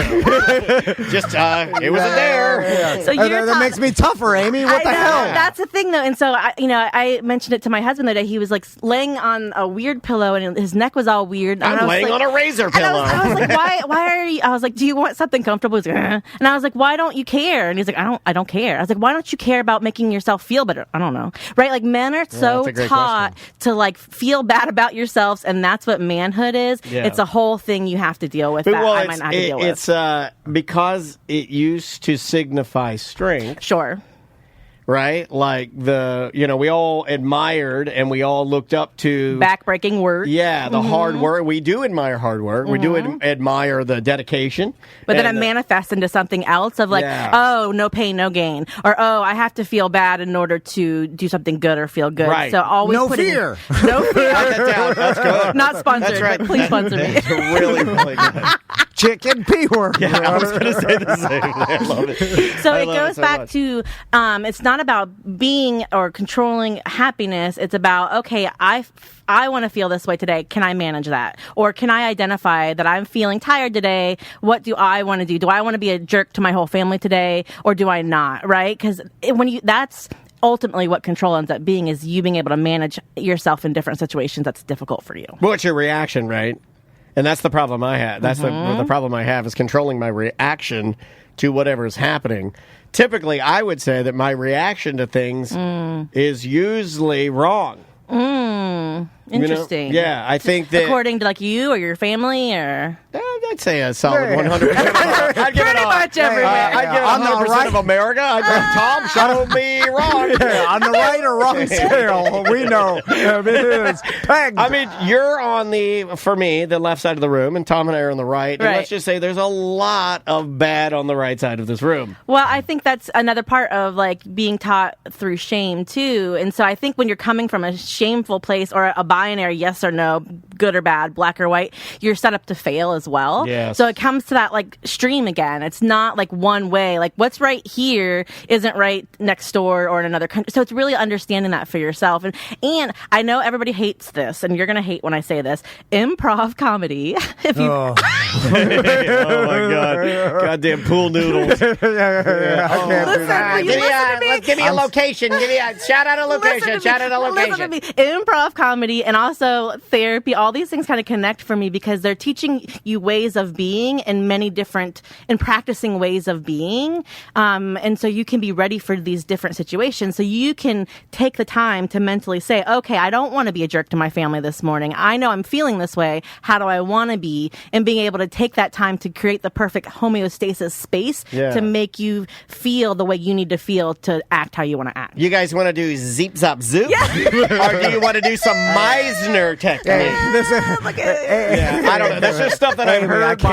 You got it. My most annoying actor friends would tell me Zip Zop Zoop and Meisner. Y'all would love Meisner. Meisner's all about pain. Explain Meisner to me. Meisner, so you know the Joker, like the movie The Joker, and how... what do you mean? The one where they sang? No, probably. The one before that where... He sticks his head out the window. I know that one. Is that the one where he bathes his mom? No, I don't know. That's the best scene in the Joker movie, is when he's bathing that old lady. Like Joaquin Phoenix always talks about being in character, and then being that character and going and doing things as that character. So he can really do that information and all those ways of thinking and being in practice. Uh-oh, there's our party guest. Oh, who is it? Oh, look, everybody. It's Jerry Seinfeld. What's the deal with the ego death? How hard were these directions to this party? It was hard finding parking. So improv comedy is a way of doing that because you're practicing. Have you guys watched Nathan Fielder's documentary where he? Is it the airline one? Yeah, the airline one. You know, it's in my queue. What's it? Believe? What's the name of it? I do love him. He is extremely talented. It's a hard watch. It's a cringe watch for a lot of it because it's uncomfortable. But the whole thing is called I think it's The Practice or something. And he's practicing how to act in different. The rehearsal. Thank you. Thank you, Chad. Thank you. He's acting and he's practicing all these different ways of thinking and being, and then by the end, I'm not going to spoil it, but you're able to really figure out how you want to be in those situations. So when you say he's practicing, is he practicing what he wants his personality to be to other people? Or is he just executing different ways to handle the scenario? All the above. He does it with a lot of different people. And the way he does it isn't super ethical all the time, and you can't do it necessarily in therapy. But would he have his penis out? Because I do that all the time. Yeah, probably. It's not ethical. No, there's a right or wrong with that for sure. But there's a way for you to be able to do that safely, or even in your brain. Like when you think of sports stars, like when sports people go out and you can tell I don't watch sports, but I watch sports documentaries. The sports people will go through their head a play. We talked about this before. Yeah, Same thing, visualizing it. So you can do that. Yeah. Okay, I know when I go to this person's house, I don't like their pee smell, right? And their house and their carpet smells like pee, but I don't want to be a jerk about that. Let me run through that in my brain. I like putting my shirt over my nose. Your kid is doing that move where it's the two-finger pinch on the top of or put a clothespin on. That's a classic. Clothespin is a classic. I walk into my wife's friend's house, and then I just put my shirt over my nose and sit there the whole time. And that might be it, though. If you're close to that person, then in your brain, you'll work that out, too. You'll be like, okay, maybe I need to talk to my friend about this because this is affecting our friendship, right? So just even spending that extra minute thinking through those things can help you understand how you feel. I think I'm doing a version of this now without not even knowing it. I'm reading that book, Let Them. Yeah. And the let them theory, which is, but it's funny because they kind of do the let them thing up front. And then as the book kind of unfolds, you realize that the let them is just the pause. The idea of it, short of the long, is somebody's doing something you don't like. Let's say you're standing in line and somebody's got 25 items in the 10 items or less. And, that's a hot topic here. And I'm standing there and instead of getting mad about it, it's more of the pause to say, let them. And then the next part you're supposed to say is, let me. And that's the deciding how are you going to react to this? And that is something I think I need because I'm very reactionary. Somebody's got 25 items there. I'll just walk up, look at it, hate it, sigh, turn around, look at the person behind me, look at this person, shoot them a look. It's like, that's dumb. That's a waste of energy. It's stupid. You don't need to do that. Amy, what happens when you yourself think there's nothing that needs to be fixed about you?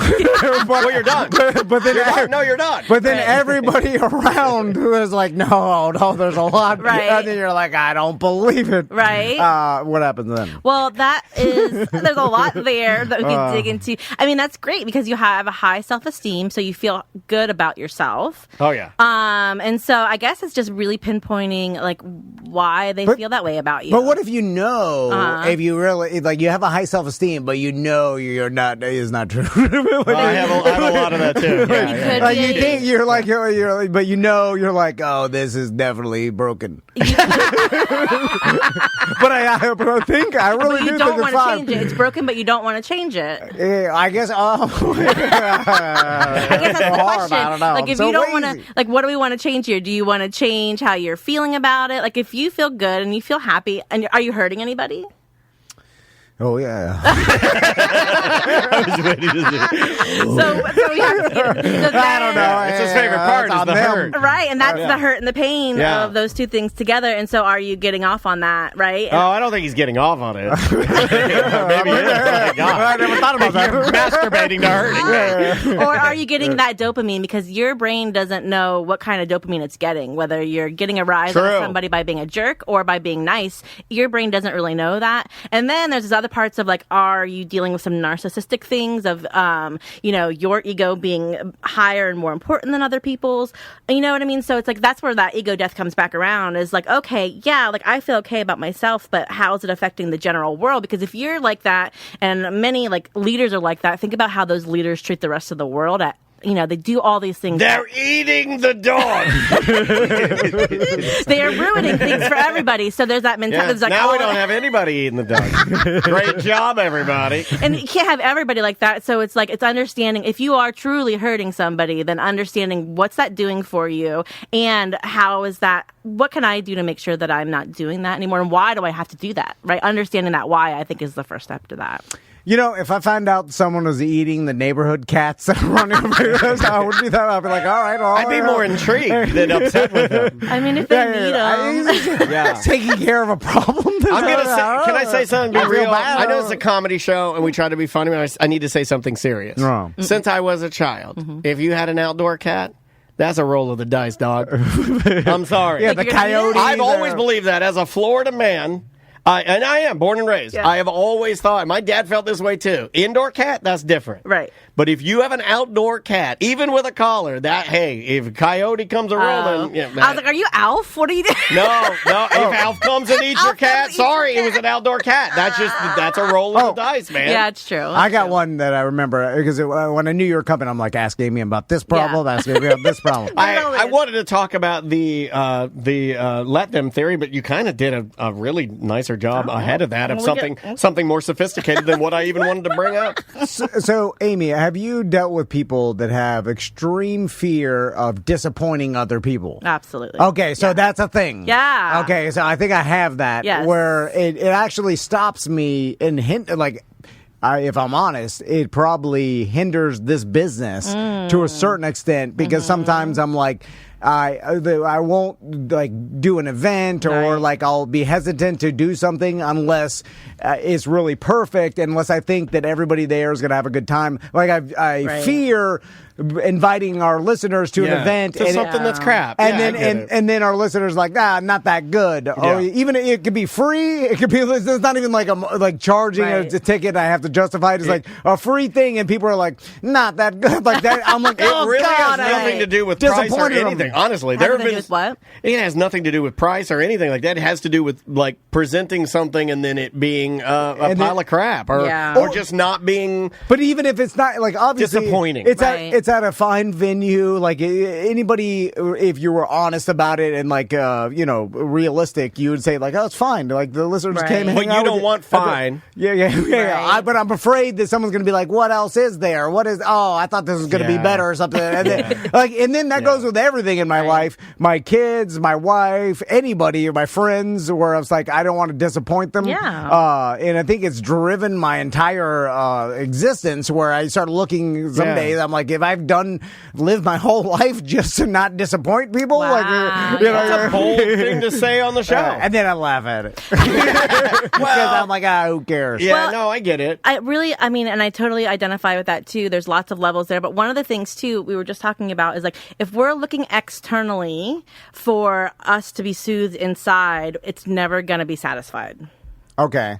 So thinking that what I can do more, I can have more, I can be more, and then I can be more. That's a huge one for you because right. you seemingly have endless energy and drive, but I've told you even before you don't, because you're only one dude. I mean, you're extraordinary with what you do, but looking outside to soothe the inside, that's always going to be a failed error, right? Because if you're always looking to to please this person, to please that person, whatever, it's never going to be enough. So instead of looking outward, we truly do have to go inward and learn how to self-regulate and self-soothe first. I'm so bad at that. Me too. I'm terrible. My coping skills are like a 2%. It's so hard. Real bad. It's so hard because if you're, and I think in America it's really hard because we have access to everything all the time. We have our phones, we have our friends, we have our food, we have our alcohol, right? And so we're used to saying, oh, if I have this, I'll feel good. If I do this for this person, I'll feel great. Right? And then when you've tried so hard and you still get a critique or a comment, then it's like, ugh. It's so fragile. It's a fragile ego because you can't handle it because it's always moving. So if you can find a way to do it inward and really do that inner work first and you start from here, then it allows you to build versus always seeking. So hard. It's really hard. It is. Right now, you tell me you can't do it, Amy, then I'm like, I'll never be able to do it. If Amy can't do it, then I'll never be able to do it. Well, maybe this is a good follow-up question. Yeah. Is it that finite? No. It's always a practice, right? It's like jujitsu. It's like, Right. I don't think you ever master it. No, I think It's you like just get, improv comedy. Yeah, that's what I was trying to I say. think you just get better at, like, you know what? Jiu-jitsu, I can get behind. Yeah. Right. Improv. But this is mental same jujitsu, and I hate thing. saying that because that sounds like some stupid That's poster. exactly- The mental jujitsu. Yeah, But that was you gay. got exactly what I was gonna say is Hey, you want to do some gay mental jujitsu? yes, I do. That sounds where we very put 'em fun. together. If you really make your dojo, your castle, Oh, stop doing it. I'll kick you out of here. if you make your casa, whatever, that's the worst. If you make your inner workings really strong, and then you build from there, then you're able to work from a place that isn't fear. Damn. God, I love fear as a motivation. Me too.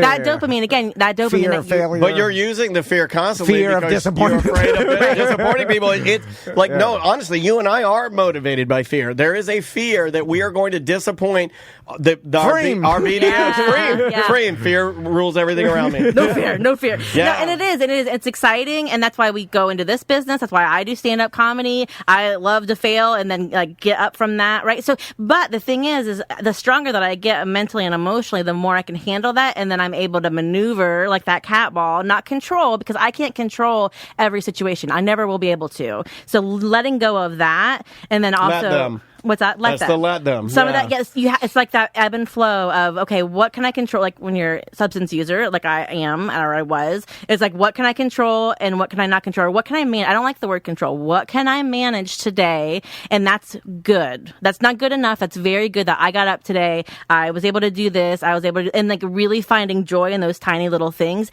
and getting oxytocin because. Oh, I thought you were saying Oxycontin. We're so close. Me and Tom were like, yeah. I was like, we love Oxycontin. Right? Did you see us both lean in? Me too. I had the camera on you, and we both leaned in. We're like, yeah. Oxytocin, which is the longer form of the Tosin, happy. we talk happy about stuff up tosin. there. So the short stuff is the short bursts are the serotonin and the dopamine that we're always looking for. Yeah. The oxytocin is the longer, more controlled, more and so you want all of those things to be in balance within you, and that comes to how you deal with what you're building in your body, in your brain, in your environment. God, do they make oxytocin pills? Hey, let's do that. Can you smoke Oxytocin? Yeah, probably. How about yes. Oh, you smoking on tinfoil? How about a vape? You know, I want to go to they're like, this vape is 86% oxytocin. Yes. Like, that's a good strand. I mean, pretty much all substances work the same in your brain anyway. So yes, like any drugs that you're doing are doing it, but then it will deplete it and you didn't work for it, and then it'll get harder to work. So again, you like figuring that out inside yourself is always going to be a longer lasting everything. Gotcha. I like when you burn the oxytocin on tinfoil and then you smoke it through a straw. Yeah, glass straw. I love it. Yeah. And you're like, there's got to be a easier way to glass do pipe. this. There is no easier way. It's the same thing with dabs. I'm like, do you have to use a blowtorch at your kitchen table? They're like, yeah, this is the only way to do it. There's got to be a better way. I'm like, yeah, but your daughter is literally in the other room playing Roblox. I'm sorry, this is the way we have to use the blowtorch. It's just weed. It's like, this is real drugs, sir. Amy LaCours is going to be You're the hosting best. S Sandwich July 19th. It's every first and third Saturday at the Bull and Bush. Great date night. Great place to go. Great place to go and get a pint, tip your bartenders. Yeah. And great place to see great comedy. Yeah. Amy, thanks so much for coming by. We appreciate it. And you can follow Amy on all her social media. Throw your social media out there. AIMEELECOURSLOLS on Instagram, TikTok, all those good places. There you go. Awesome. And we'll see you on Monday. Yay.